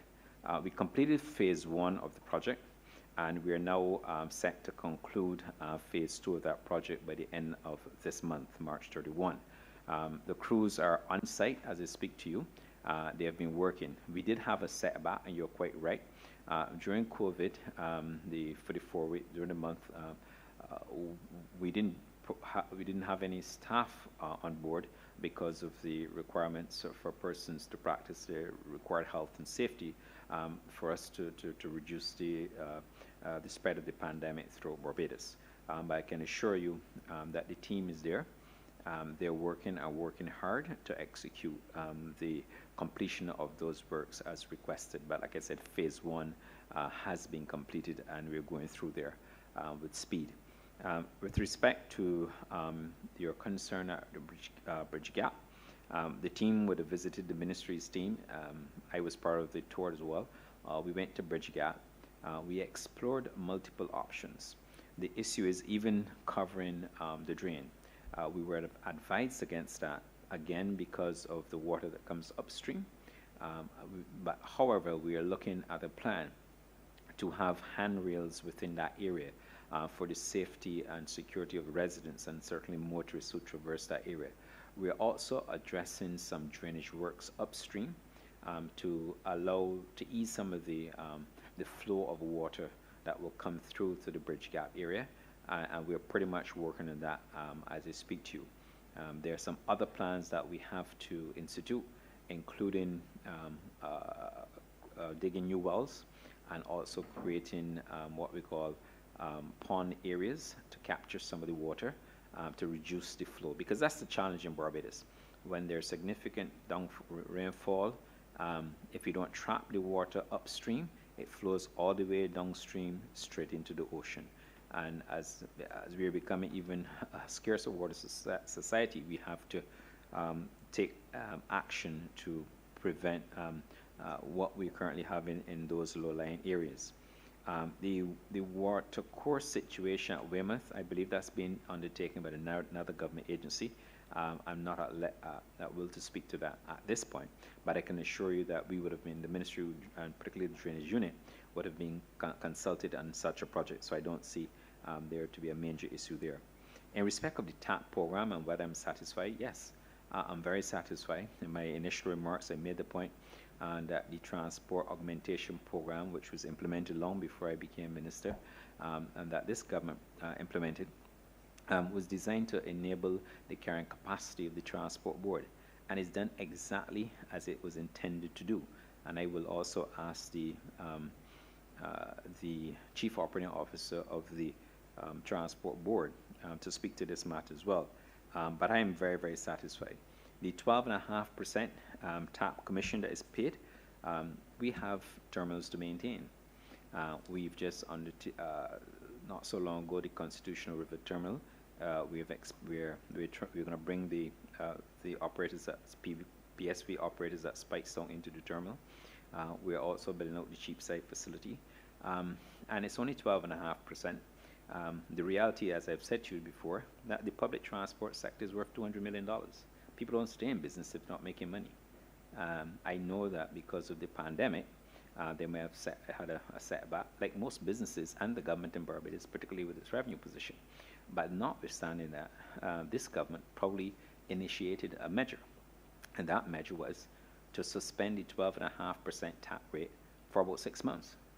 Okay, I should also tell you that the board of the board of directors of the transport board, they meet with the TAP operators, and I'm sure Mrs. Holder will go into details about that on a regular basis. I've had an opportunity to meet with the operators in TAP as well. They had some concerns with respect to timeliness of payment. I believe we've put those behind us and we've paid them. There are also other concerns that we're working with them. And what we're doing is that even as they move to an electric fleet, because some operators indicated to us that they want to move into the realm of electric buses, and we applaud them for that. And that we had meetings with two entities who would have electric units in Barbados, and we're going to make the Fairchild Street terminal available.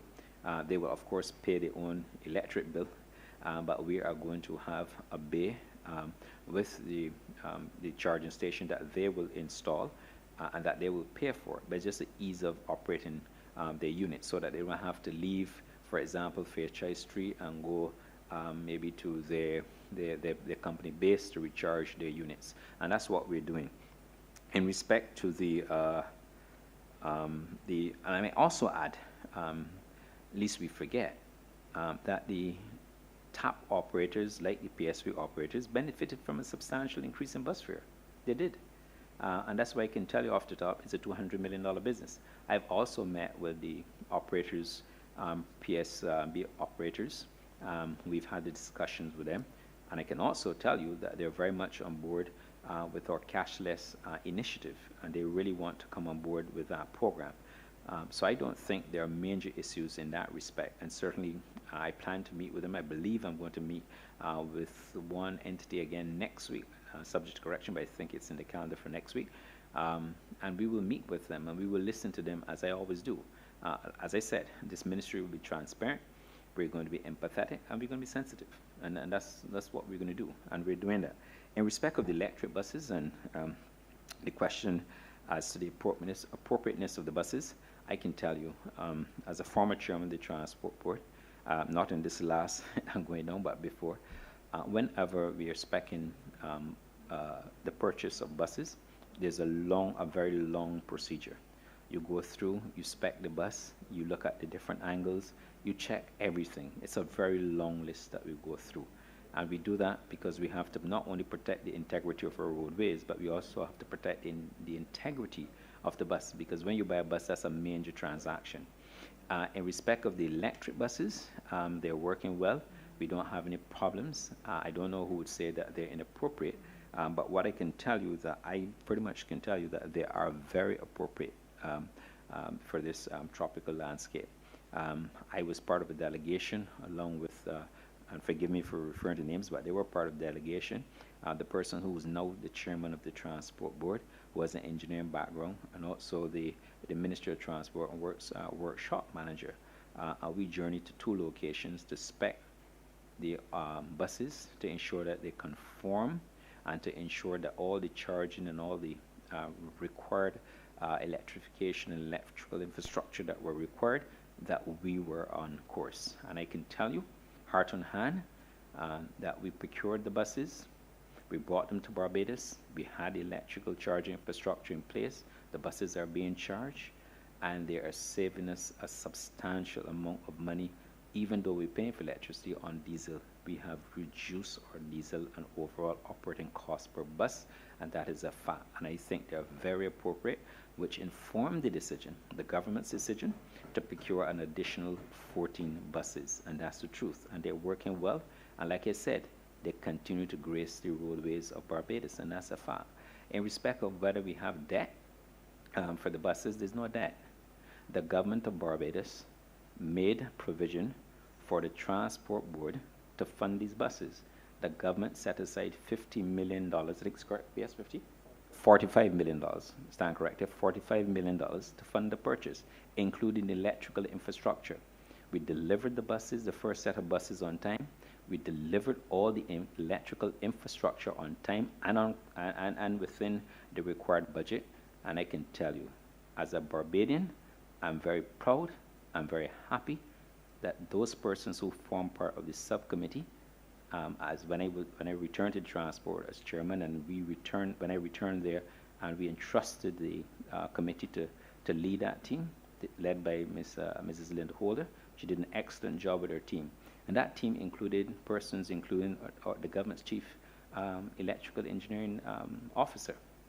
And we have every reason as a country to feel very proud of the fine accomplishment. And I can also tell you now that even the powertrain units with the new electric engine that we put in those to help enhance fuel efficiency, they too have worked extraordinarily well and have and they have helped us to reduce not only the diesel bill, but the parts, because at the time we were changing out brakes and brake drums every 4 to 6 weeks. When we did the first powertrain unit, we went almost 3 to 4 months, I think it was 6 months, before we even have to look at the brakes. And that tells you the remarkable story that this government has accomplished in respect of public transport. We have a long way to go. There's still a lot of stuff to go, a lot of ideas that we have on the cards to execute. But I can assure you, Leader of the Opposition, it was money well spent. And I can also tell you it saved the taxpayers a substantial amount of money. I will ask Mrs. Linda Holder, who was responsible for that project, to say a few comments. Good evening. My name is Linda Holder. I am the Chief Operations Officer of the Transport Board. As the Minister just indicated, the electric buses that were recently purchased, the 33 electric buses that were recently purchased, they are wholly and solely owned by the government of Barbados. The government did put aside $45 million for us to do this project, and we were able to bring in those 33 buses, and the charging stations that came with them came in at a total of just over $10 million US. Then we were able to do the infrastructural works here in Barbados without running over our budget. The remaining sums is what is presently being used to purchase an additional 14 electric buses.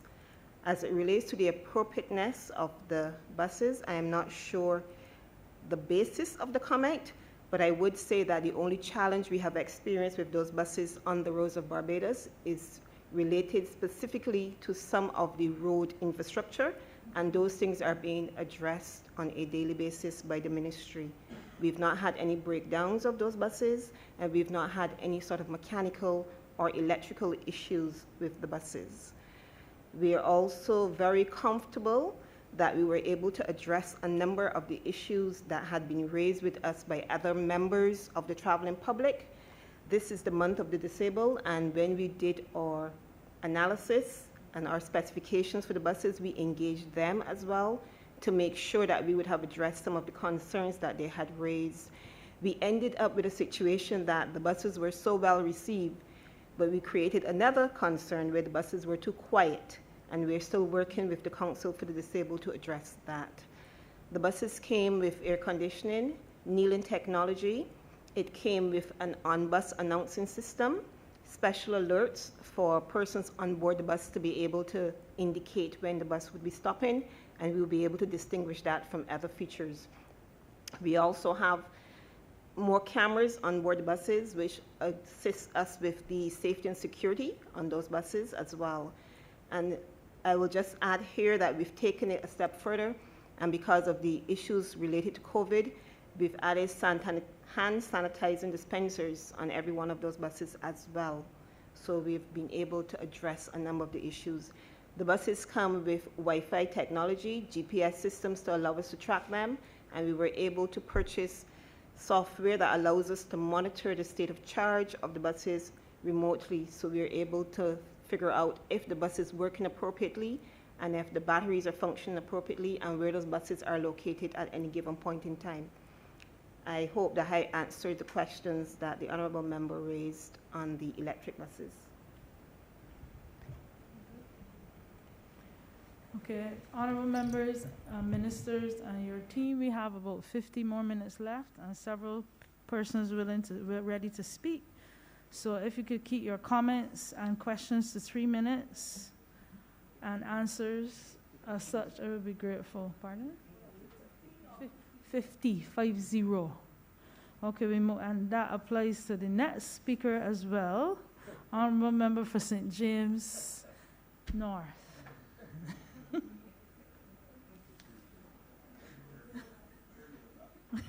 Thank you, Chair.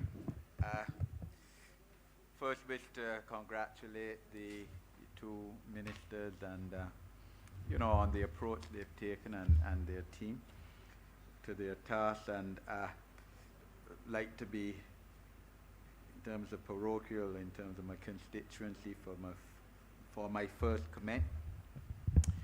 I know, Minister, that you have outlined a number of roads to be done throughout the country, Scotland District and other areas, highways, but St. James North, my constituency, I wish to give you the opportunity to tell the residents of my constituency what roads are being proposed to be done in this coming financial year.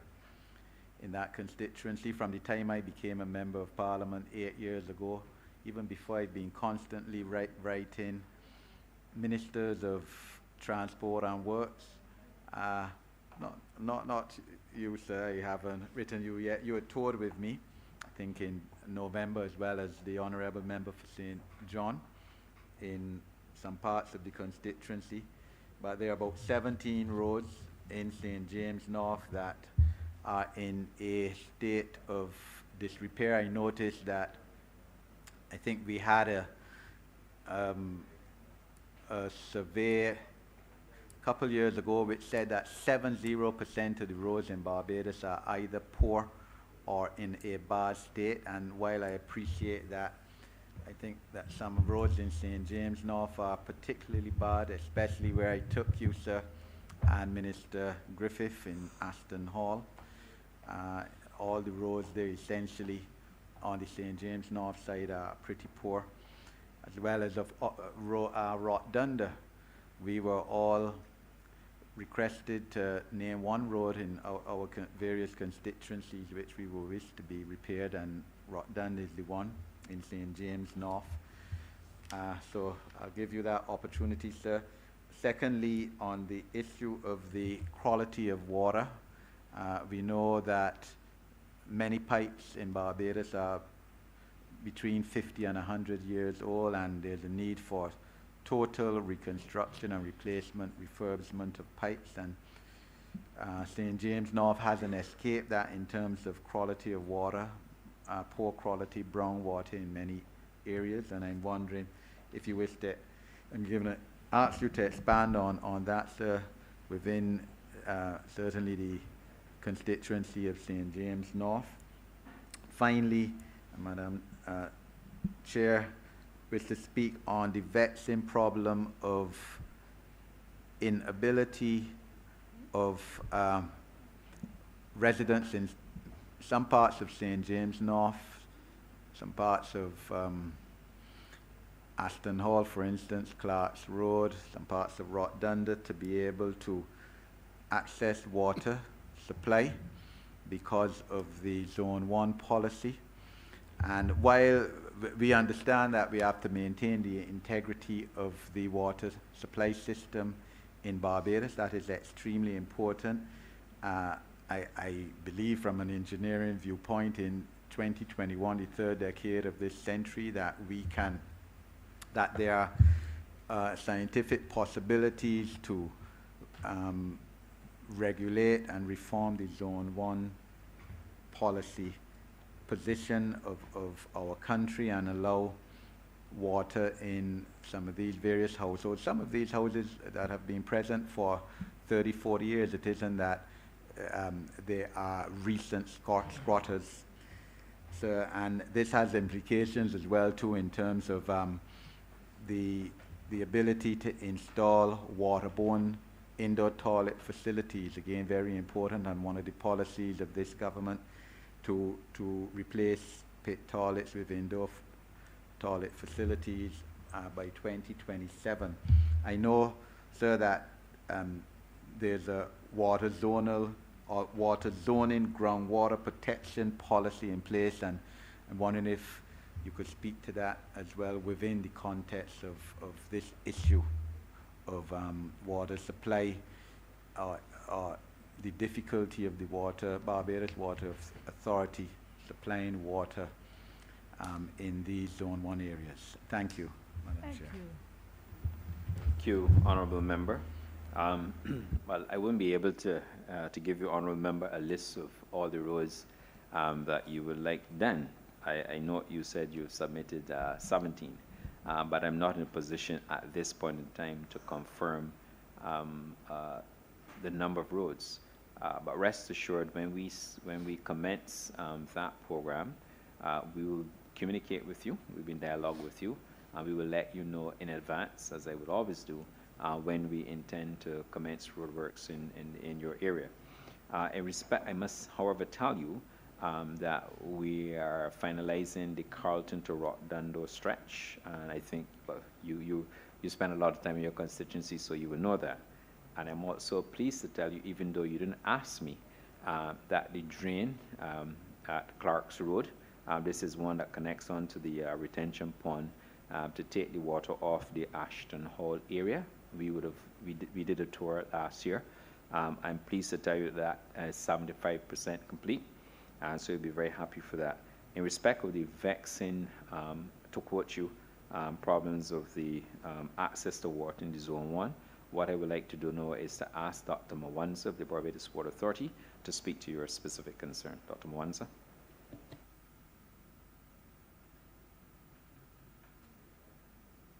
Okay, good afternoon, Mr.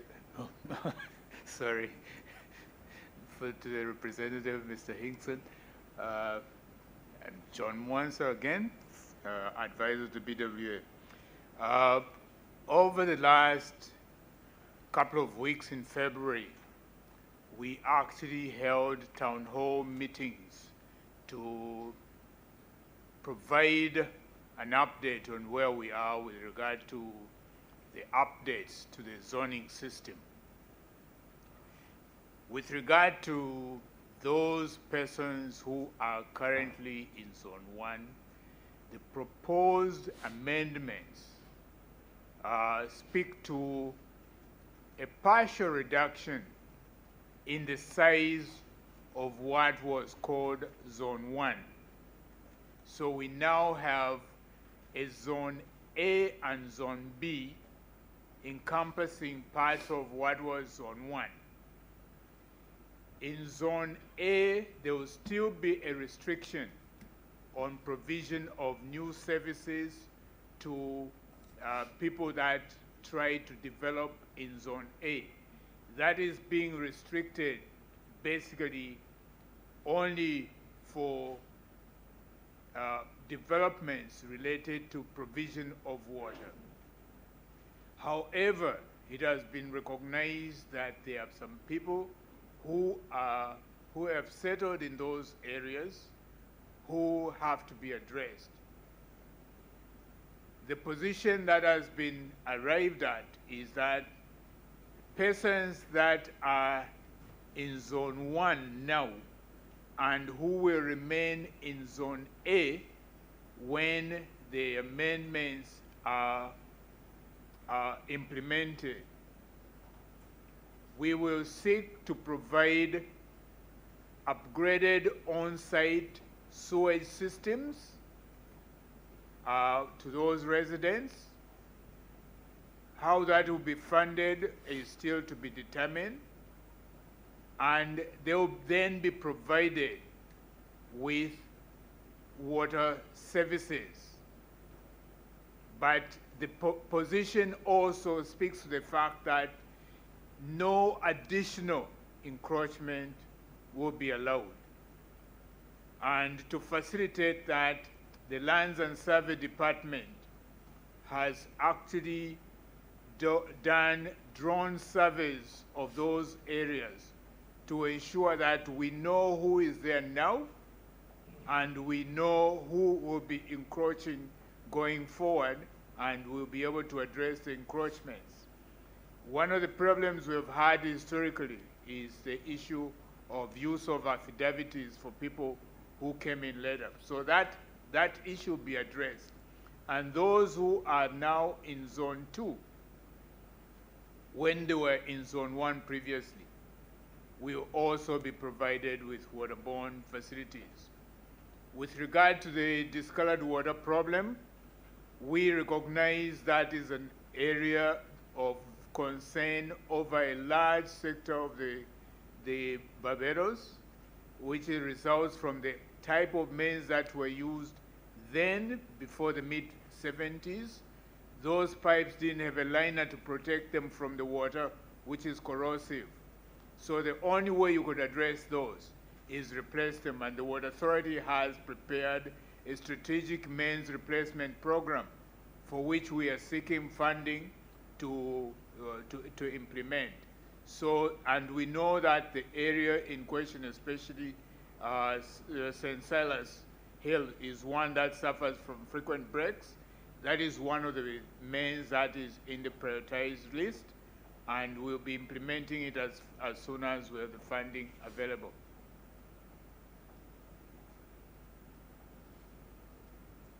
Thank you. Honourable Member for St. Michael Northwest. Thank you, Madam Chair. First, I wish to congratulate both ministers along with their management team for such an outstanding and distinguished performance since taking control of the ministry. My constituents and I have some challenges with drainage across my constituency. The minister, he will be aware of some of these challenges. I wrote the minister on numerous occasions, and he is aware of these challenges that are presently existing. I have a number of drainage wells that have not been cleaned for over 10 years, and I also would like to know what plans are in place for drainage to rectify this issue. That's my first question. And I also wish to take this opportunity to publicly thank the minister on the behalf of my constituents and the constituents of St. Michael West for kindly paving Galumia Road. That is a blessing for us, and I want to thank you for that, Minister. Also, Deaconsmere Road remain incomplete, I know the process was started under the former minister last year, but as we speak, a part of Deacons Main Road remain incomplete, and I also would like to know when the remainder of that road will be completed. That's my second question. And for the last 3 years, I have been pleading with the ministry in terms of having road humps installed across the constituency, but within various communities such as Gulun, Ashton Village, Brandons, and Farm Road. I also would like to know what are the requirements of MTW in order to have road humps installed. Lord forbid, I would not like that it would take an accident to occur or a child be knocked down by a vehicle in order to achieve the installation of these road humps. So, Minister, if you could kindly let me know what I have to do to have this request honored. Thank you. Thank you, Your Honor, Deputy Speaker. In respect of the drainage, you are quite right. We facilitated a tour with you last year. We have, this is the one leading from what I refer to as the drain commencing there from Solo, going through Deacon's Farm, all the way through to the Spring Garden Industrial Estate. I think that's the one you're referring to, probably amongst others. But just to let you know, we are in the process of commencing the pre-construction works. And when I say pre-construction works, having the survey going, taking the levels to ensure. We also have to explore whether there are any challenges in respect of the boundaries, but I will ask Mr. Yeager to speak to that matter very shortly. The ministry recognizes your thanks for the roadworks at Goodland. Certainly going around the cemetery, that obviously was in very, very poor shape. We responded and responded well. We had to correct a hydrant that was leaking there, and the Barbados Water Authority fixed that challenge. And I can say to all Barbadians who traverse that road that it's a wonderful stretch, and I'm happy that the residents and your constituents are very happy. In respect of the incomplete Deacons Road, I'm not sure the length of what is required there, but I will certainly speak with the technical team within the ministry, and I will seek to address that for you within the coming financial year, and you have my word on that for sure. In respect of road humps, we have to take this very seriously. There's a process within the ministry that we have to follow, but I'm also mindful of the fact that as we execute major road works across Barbados, that we are receiving complaints that in particular the cyclists and motorists who are traveling at excessive speeds, and we are going to address the issue in respect of road humps when we construct roads. So I give you that undertaking. And then there's some other areas that we're going to focus on, that we have to focus on. What I would like to do at this stage is to invite Mr. Charles Yeager of the Drainage Division to give you an update in respect of some of the concerns you raised with respect to cleaning and also the proposed box drain. Mr. Yeager. Charles Yeager, Drainage Division, and Minister of Water Resources and Transport Works and Water Resources. Yes, we had visited the site with the representative during flooding last year, and the drainage business undertaken to conduct surveying work and pre-construction work, as the minister said, for planning the works. We have not been able, because of the lockdown, to continue right through. This is drained from Solo, north of Solo drain, to Spring Garden via Deacons, and it drain does cross Deacons Road. We have identified the sites, but one of the concerns we have there is land ownership. It is immediately north and hugs the Psychiatric North Hospital site.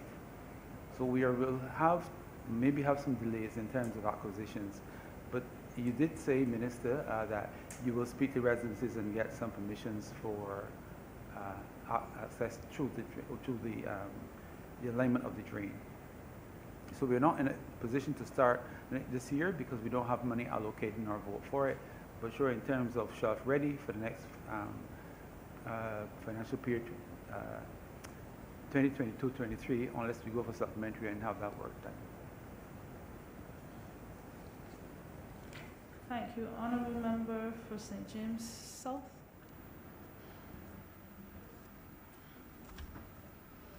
Thank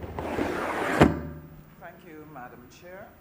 And I want to congratulate the ministry, the minister and his team, as well as the former minister for the work that they're doing and the hope that they're bringing to many residents and constituents who desperately need their services to help make their lives better.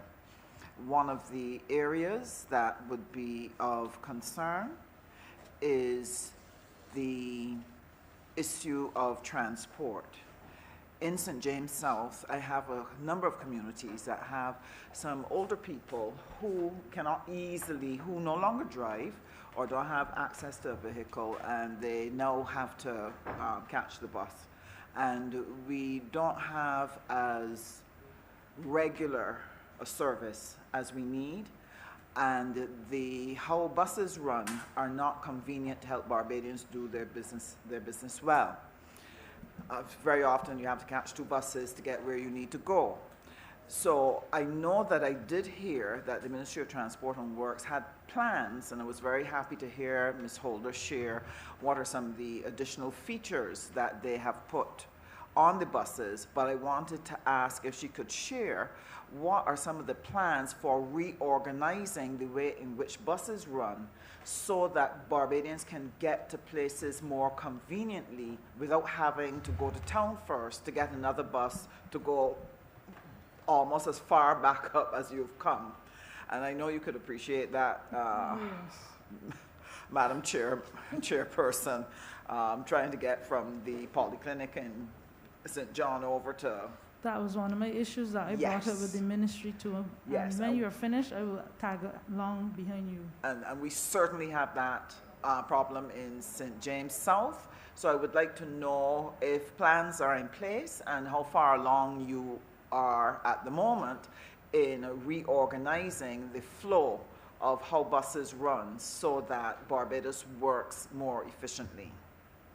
Added to that, before you answer the minister, I had spoken to, I think it was the CEO, a very nice gentleman with respect to the bus routes.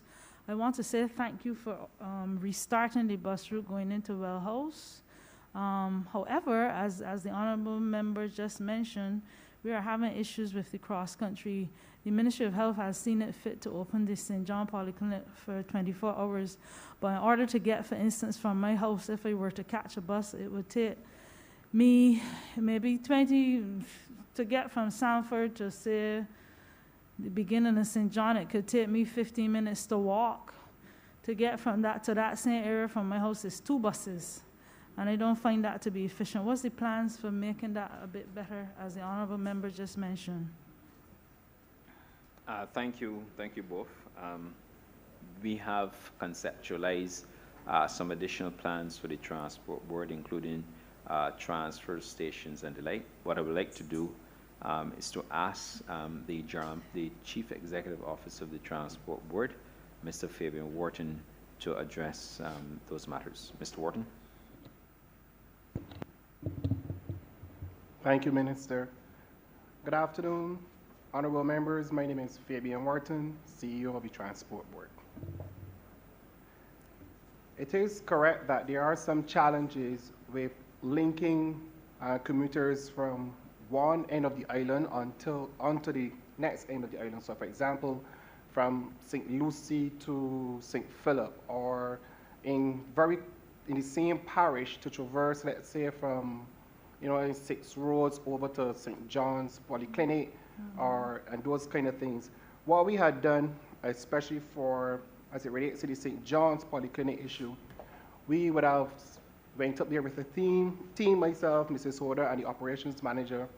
we would have created what we call an eastern circle, which goes through the parish of St. Philip, parts of St. John, circles by the polyclinic, and comes right the way around back to 6 roads in a circle. So we are creating what we call circles and sending that information up. I know there were some queries with the 2 circles that we presented to you as it relates to one of the link roads missing. And we have made some changes to that as well.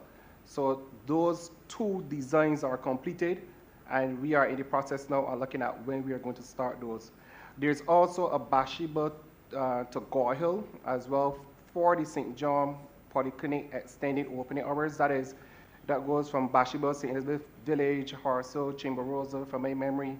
Then it comes around like Todd Corner, Erie Hill, and then it goes through like, that's Roach Village, it's called Roach Village, Sweetvale, and that circle, which will allow persons in St. Joseph to get to the Gore Hill David Thompson complex as well. And that service we have tentatively put to start at 7:15 a.m. from Bathsheba on a Sunday to Saturday and run every 2 hours. So we are developing these circles. We also have the southern circle that we put back in as well, which goes right through from Oistins, starts at Oistins, and it goes throughout the southern part of the island, Thornbury Hill, Pilgrim Road, passes the airport, then goes through Curtains, Mangrove Depot, as well as St. Patrick's, Fairview, Coverley, Leadville, and then it circles all the way around, goes through Vauxhall, Sheraton, comes across the ABC Highway, Top Rock Roundabout, Maxwell, and back to Oistins. So we do recognize that in an environment where persons need to commute more quickly, especially given that if we reduce commute times, we also improve productivity in the entire economy. So we are looking at this extensively. We have also made some adjustments to our ABC connection, which takes persons from Town all the way up to Bailey's Primary School, just here by Bailey's Primary School as a turnaround point. So that gives a connection all the way from the west coast into the east of the island, right up to Bailey's Primary School. So these are the things that we're continuing to do. And what we do, we take a lot of this information from the members and from the public. We get calls, and we take that information, we go and we drive the routes and see what is the best way to design it. And there's another one like the Oistins via Churchill to Bridgetown, which allows persons who want to get in that area, like in Kingsland Main Road from Oistins, there's no buses really to take them there. So that's another one that we're looking at as well. And then we also introduce things like the Mount Bremerton via Orange Hill and these other services based on the feedback that we would have received from the public and as well as concerns raised by members of Parliament. Thank you. Thank you very much. That gives me hope that we'll have something for St. James South and connecting our people easily with Warrens and other places. I want to thank you for the roads that you have identified that you are going to do for us in St. James South. I have the assurance from the minister they were going to start them in January, but obviously COVID made it impossible, so I'm trusting that now we are easing out of lockdown, that those plans will come back into place to deal with the roads at Husbands, which is in extremely bad repair. It's one of the worst roads in my constituency, and that needs to be done. Endurance as well, and Halls Village. However, you have a big road that I understand will cost significant sums to do, which is the Prior Park Road. It is awful, bandy, unsafe, not lighted properly. And to add to the concerns of the constituents of Prior Park is the fact that the water mains there are so badly rusted, they get brown water coming out most of the time. And that is an issue. I'm hoping that you will be able to fix that road and deal with the mains at the same time, as well as sort out the low water pressures that the adjacent village, Halls Village, is now experiencing. For over a year, that is affecting residents to be able to get ready for work, take care of elderly relatives who can't move and bathe themselves. It really is an issue. They've been extremely patient, but we do need that to be prioritized. One of the things that we would ask, and this was another ask by the Prior Park residents, is we are all very interested in exercise and keeping healthy. And we have requested that when you're doing the main road coming from Westmoreland and over by the Honourable Member for St. James North, that Midway Road, that when you're coming down, that you continue to extend the 3-foot wide pavement, that it would continue all the way down to the Warrens intersection, and then put one going through the same Prior Park Road and come around by Queen's College to meet back with the 3-foot wide pavement that ends there by the traffic light. They have asked for this because it makes a complete circuit that is safer for them to run on, and it would encourage more people. It is a safer route for them to do early morning exercise, and they really would appreciate if that could be accommodated when you're actually bringing the road down. Thank you. I wait to hear what your responses are. Thank you very much. In respect of Prior Park, that road, we have that on the list of what we refer to as the calf roads. We will obviously address the issue of the sidewalk. Obviously, these things, we have to be mindful of the costs, but taking into consideration when we can do a package that is sidewalk as well as changing out mains, we will do that as required and as needed. So I will give you that assurance. In respect of the brown water, that's part of what Dr. Mwanza would have informed members about not so long ago. That is within that the Prior Park issue with the brown water. That's within the same Bagatelle loop that we intend to address. In respect of the roads in St. James, yes, we were going to commence work of those in January. The new date for those roads to start will be next week. I believe it's on Monday that we start. We did have a setback, and you're quite right, but we are going to come through and follow through on our commitment to execute those works there. Thank you. Thank you. Honourable Member for St. Philip West. Thank you very much, Madam Chair. First, let me thank the Minister and the Ministry for the work that they've been doing, especially in the constituency of St. Philip West. But there are a number of things, and forgive me if I may sound like a little bit antsy on these, but I've been coming to estimates almost every year now, asking about the same things. One is the flood-prone areas within my constituency.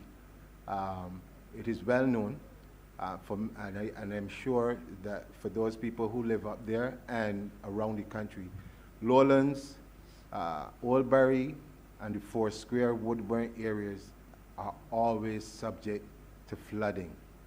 And it is, in my mind, interesting that when we had the issue on the South Coast, the then minister, who happened to be the representative also for the area at the time, was touting all of these things about injection wells and all of these solutions that they were looking for based on the fact that this was a tourist belt. Now, the truth is, a tourist can come to Barbados. If he or she doesn't like it, they can get on a plane and leave. The people who live in St. Philip West do not have anywhere else to go. And we have been at this now for a number of years. And I know that Mr. Yearwood and some of his team have been out, but I'm a little bit concerned, and forgive me if I heard you wrong, please correct me, but one of the members before me asked about drainage, and I thought I heard that there was not a lot of money or anything put in place for that in this financial year. Now, we are going to be going into a rainy season very soon, and the problems in those areas, if not at least given some urgent attention, can end up with the loss of life. Last year, we had a situation where a senior citizen had to be rescued by the fire service in the Woodburn area. Now we are talking about people's lives. This is not about politics. This is not about me as a representative, none of those things. This is about people's lives. And I think that the time has come. I've been very silent on this for now, very nice. But I think now is the time where we have to get serious about this particular issue. So I'm putting that on the table early o'clock. The second thing is signage. Signage within not only my constituency, but all across the island needs some urgent attention.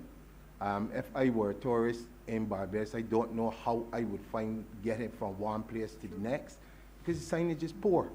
And it has been like this for a very, very long time, and there seems to be no real urgency in being able to address that particular issue. On the matter of the flooding also, I have to go back there. It is disgraceful in front of my own constituency office that I have been asking, pleading, writing letters, doing whatever I need to do to have some help, again, in mitigating the area for flooding and also for lighting, which again is another problem within the constituencies that I don't think many people talk too much about. But those are just three of the major issues that I have to deal with. And I remember 2 years ago, just like the member for St. Philip North, I spoke about Breezy Hill as being a place that has one entrance and one exit. And if there is ever any sort of a catastrophe in that area, again, we are going to be dealing with loss of life. And I understand the constraints and all the other things, but I think these matters are of such importance that even if we can start to do small things to mitigate these problems, it would help. But Minister, like I said at the beginning, I do appreciate the work that you and the ministry have been doing, and the former minister, but these things are pressing, and I think they really need some urgent attention. And I'd like to hear from you and your team when some action is going to be taken. I really don't want to hear about we are considering or we are thinking about. Thank you. Thank you, Honourable Member. Let me tell you that we have some funds available in this financial year that we're hoping to execute and complete some projects, and I'll update you shortly. And then I'll also ask Mr. Charles Yearwood of the Drainage Division to reinforce some of the points as well. In respect of flood mitigation measures, I must tell you that on a weekly basis, I meet with Mr. Charles Yearwood of the Drainage Unit, and we go through the plans for drainage to ensure that the ministry's program is being executed.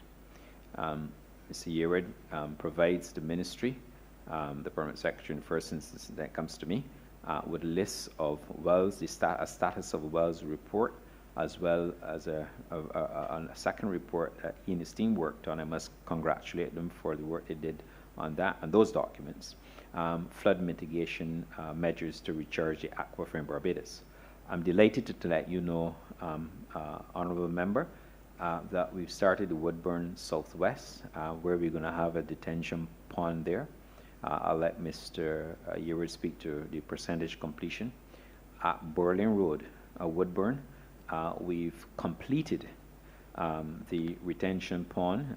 That's 155 meter long by 5 meter times 2 meters deep water course and clear below the existing road levels. And of course, we have completed the road there at Berlin Road for the residents. In respect of the Warren, that's the water course within the east boundary of the Gordon Waters Primary School, which cuts across into your area. There's a potential, a retention pond. And as I speak to you, we've completed 75% of the works there. Those are just some that I thought I would mention, but I can tell you that I'm on top of this. And on a weekly basis, like I said, we have the drainage unit leader meeting with us in the ministry, giving us updates on the status of wells and the measures that we're taking to recharge the aquifer. I can show you this document anytime, and I get this on a weekly basis from the drainage unit. In respect of signage, the ministry will be executing a signage and street infrastructure program that I alluded to earlier in my opening remarks, and that will continue. With respect to street lights, what I would recommend is that you send a letter, and when we're sending, this applies to all members of parliament, and when you send a letter, simply identify the pole number that you would like us to install a street light. So address the letter to the permanent secretary, which is a standard, include location and the pole number, and I can assure you that I have a very competent permanent secretary who will stay on top of these matters, and if you copy me, of course I will respond, and I will also follow up because we have a weekly utilities meeting, so I will ensure that that's done. In respect of the Breezy Hill one entrance, one exit, what I will do when we return to the ministry, I will review that matter and I will come back to you. And I know that you've spoken to me in respect of Cottage Vale, and that is another road that we have, I believe, within the CAF program to execute. We are going to execute that when we commence all these works that I alluded to in the next financial year. But I'll ask Mr. Charles Earwood of the Drainage Unit to provide you with a further update. Mr. Earwood.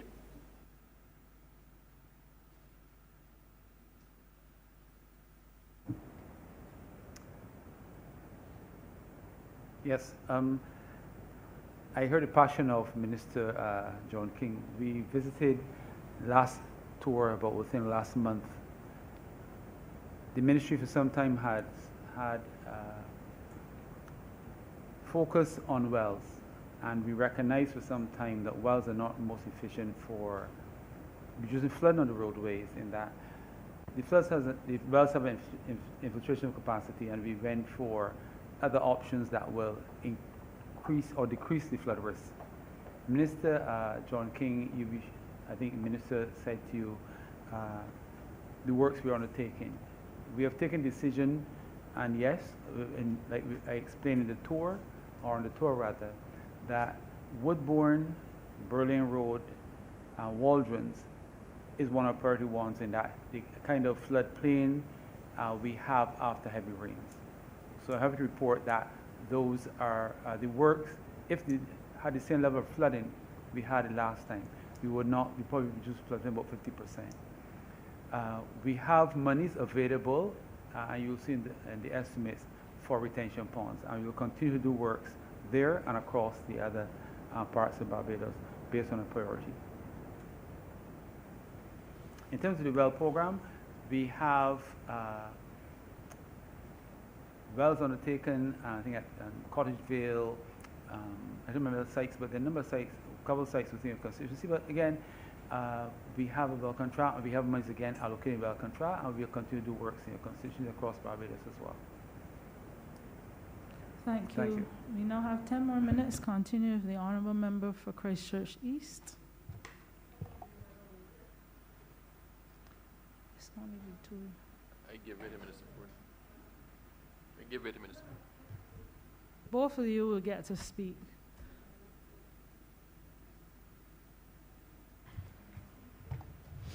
Minister, I want to thank you for your presentation, and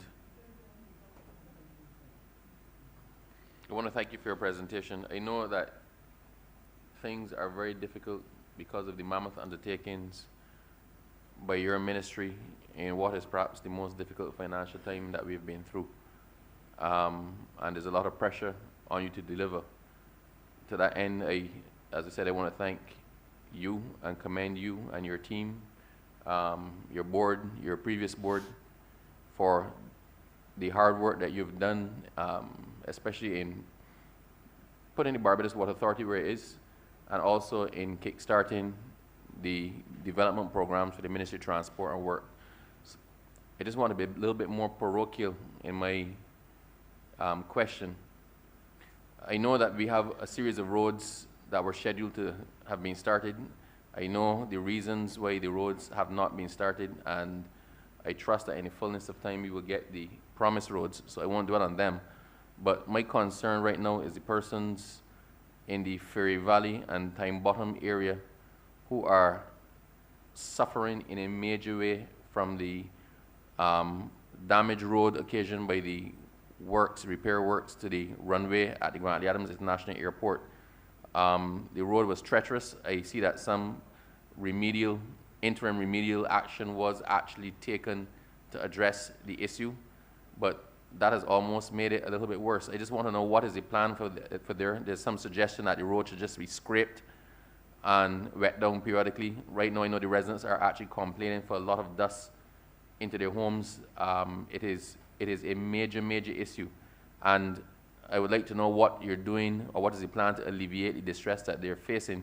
And if I can urge you to reach out every once in a while to let them know as to where we are, the progress, the expected time for completion, any challenges you may have, and also just to hear from the residents. Let somebody drive through there periodically to hear from the residents so that we can address the immediate concerns they have with respect to their standard of living. Out there is a mess, and it is very, very difficult conditions for people to live in. I know that the works are necessary.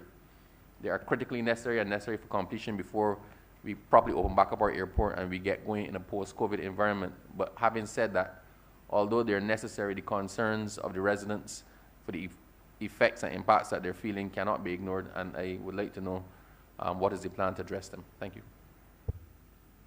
Thank you, Minister. And of course, let me also thank you for all the work you did at the Barbados Water Authority prior to assuming your new ministerial position.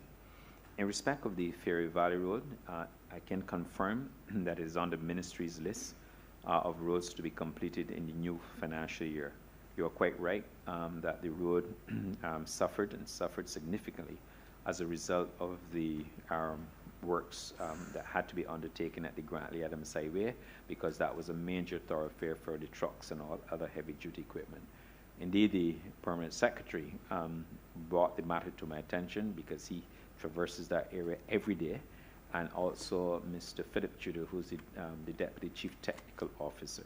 So I give you the commitment, and I give the residents of Ferry Valley the undertaking that the road has been earmarked for completion in the next financial year.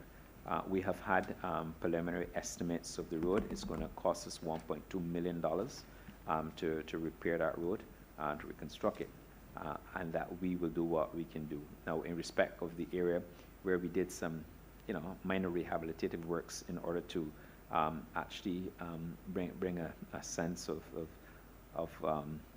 to reduce the difficulty, I should say, of especially motorists traversing the area.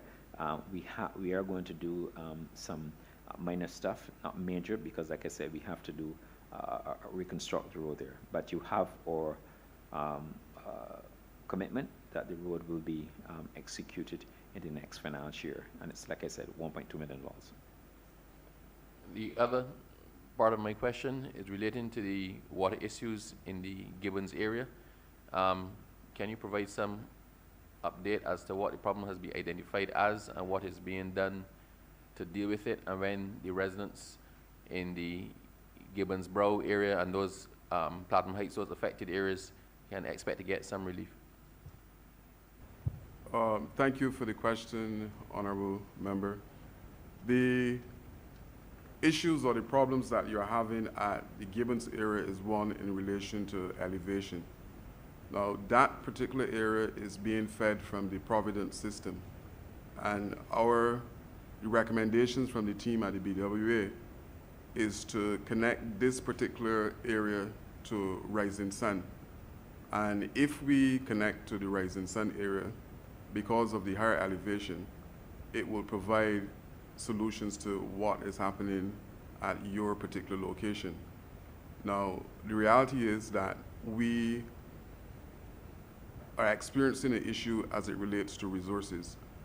We need to have another team or two in place at the BWA that will help to alleviate and solve some of the issues pertaining to your particular area.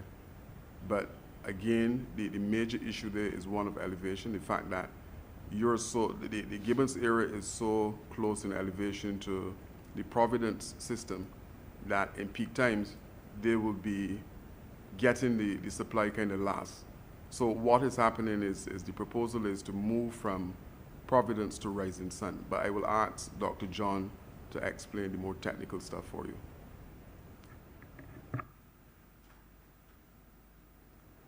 Good afternoon, Mr. Abrams. I don't think I can add much to what the Minister has explained, because essentially you have a situation where the reservoir that is supplying the area is at about the same elevation as the area that is supplying. So the static head, since it's not a pumped system, will be a problem. And the solution that has been proposed is to connect that to a higher reservoir. And the initial planning has been done. We have conducted a route survey to determine which area the pipe would have to go through. So that work will start as soon as we have the additional resources that the Minister talked about. Thank you. Thank you very much. Honourable Member for St. Thomas. Thank you, Madam Chair. I too will wish to add the warm sentiments to the Honourable Minister and his team, and indeed the previous Minister, who would have made some strides to ensure that the development of Barbados gets back on track after so many lost years of the neglect, particularly the constituencies that were represented by the Barbados Labour Party. We are now seeing some inroads that are helping us to be able to treat to our citizens and others in a better way. And my first concerns are to do with the distinguished constituency of St. Thomas. That is an integral part of the Scotland district where we are prone to slippage, and we do have areas of slippage, particularly Bloomsbury, Chapman's Village, Carrington's Village, Kingfield, Ericott, and the list goes on. I want to indicate that there has been serious degradation of the major road networks and the impact of the drainage systems on those roads, which have got the residents extremely touchy. But I acknowledge that COVID-19 has really taken a dent in our economy, and therefore I'm not complaining. I'm just asking, as the year goes by and we see improvements in the economy and so on, that we will get our slice of the cake in having those areas upgraded to the best of our capacity. However, as long as we can open the tourism again, there are about 10 places of attractions in the parish, and none of the roads leading to any of those attractions is good. And therefore, it would mean some kind of rehabilitative effort from the Ministry of Public Works to be able to assist in having them in a condition, because one of the very prominent tourism aspects of the project, meaning the buses and the tour guides and so, one of the leading ones has asked that their vehicles don't go anywhere near Kingfield to be able to get to the Highland Outdoor Tours or to Welshman Hall Gully in those areas, and that was before COVID kicked in. And therefore, I want to find out from the Honourable Minister and his team what plans there are for the link roads, particularly Carrington's Village, Ericott, Kingfield, and those others that will link up, especially Bloomsbury, that has always been slipping in a very serious way. And that would be my first query, please. Thank you, Minister.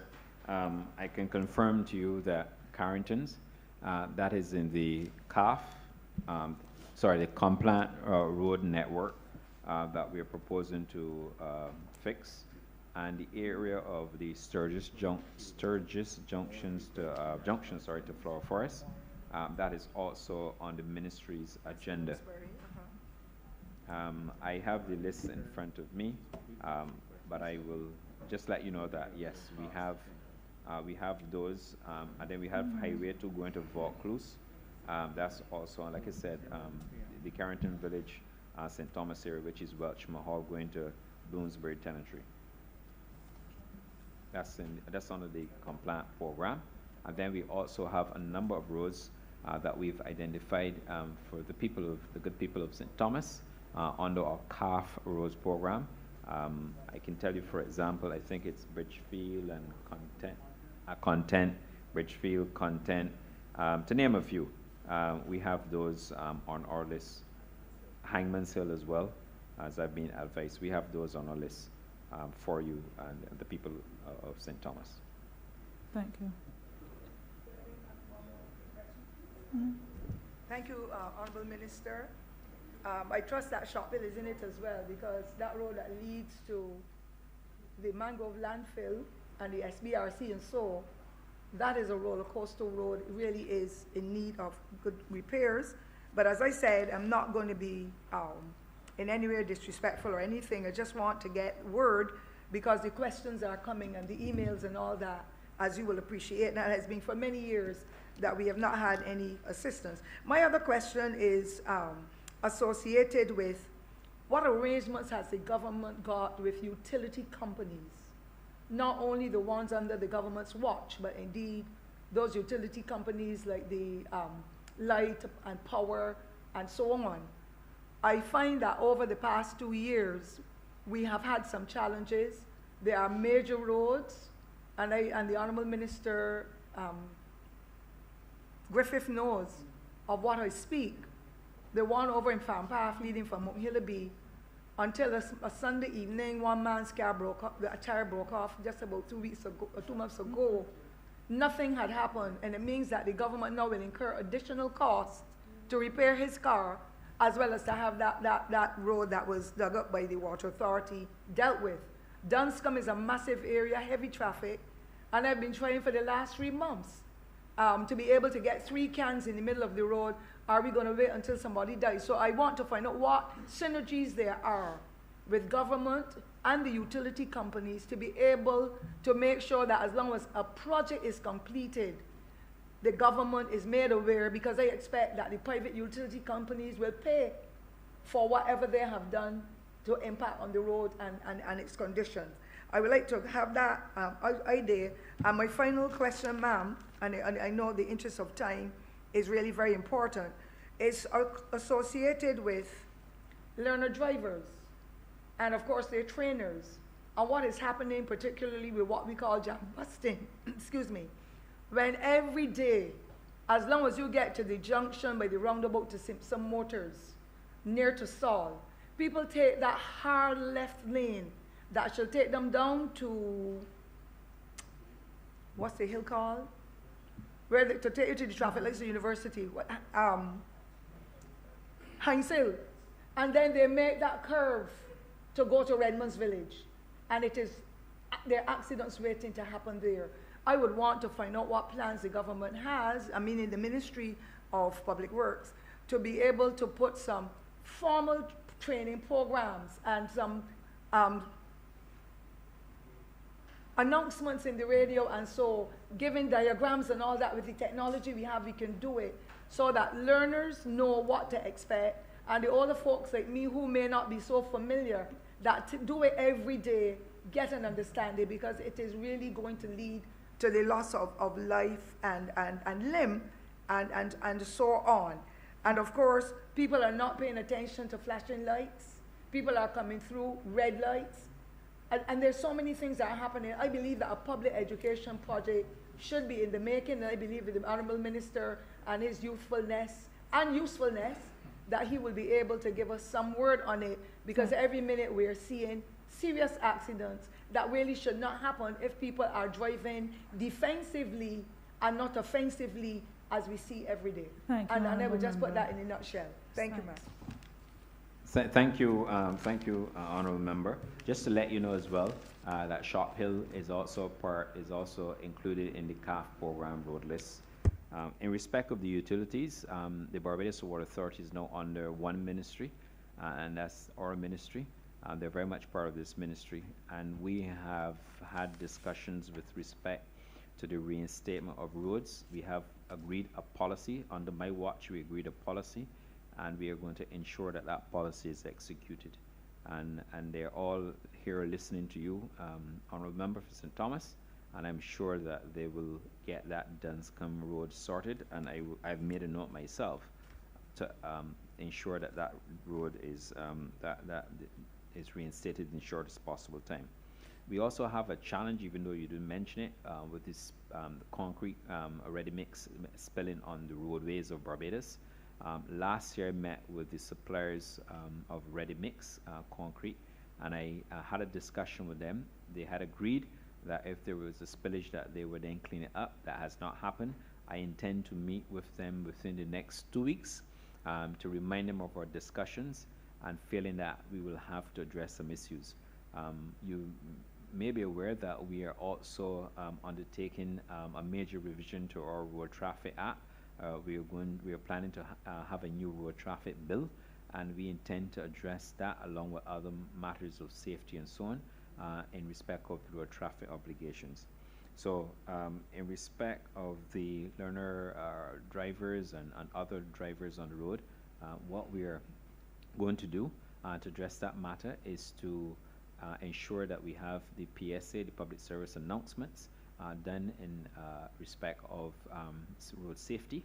And in fact, only this week, last Monday's management meeting, we had a discussion in respect of road safety, and we are going to pilot some new PSAs in respect of road safety.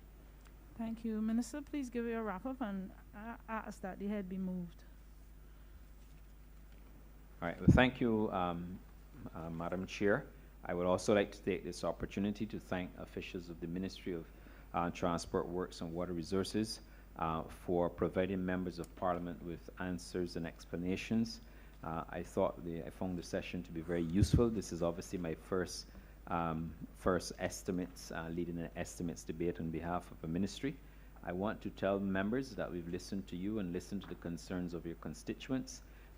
We are aware that there are multiple requests that come from you as members, and your requests come in the name of the constituents who you represent.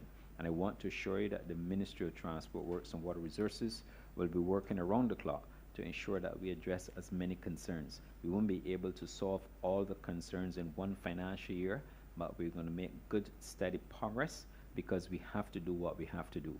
Like I said earlier, this country has suffered an infrastructural imbalance, and as a result of that, it falls to this government now to have to pick up the reins and have to move with alacrity with an aggressive public works, public sector investment program to ensure that we do what is right for this country to maintain the quality of our infrastructure. Water, roads and drainage, those are the priorities of the ministry, and we will ensure that we do what we have to do. Execution, therefore, becomes the top priority for the ministry, and I want to assure all that we will be working around the clock to execute on behalf of the people of Barbados. And with those remarks, I want to thank you, Madam Chair. I therefore beg that Head 81 stand par. Question is that Head 81 in the amount of $110,164,376 stand par. All honourable members in favour, please say aye. Aye. All those against, please say nay. Methinks the ayes have it.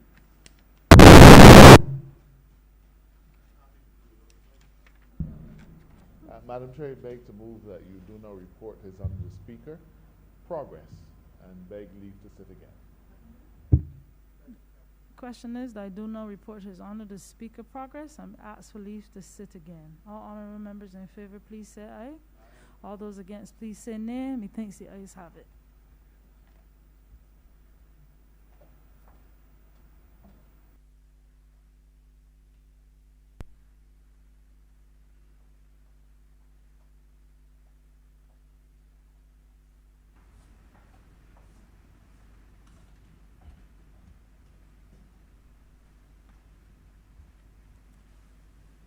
Chairman has reported progress and requested leave to sit again.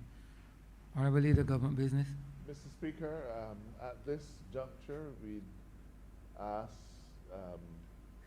that the sitting be suspended until Friday morning at 10, at which time we will do the head for the Ministry of Health possibly one other, but for the moment, Ministry of Health, and then we will end this particular set of debates. So I beg to move that this House do now be suspended until Friday, 19th of March, 10 a.m.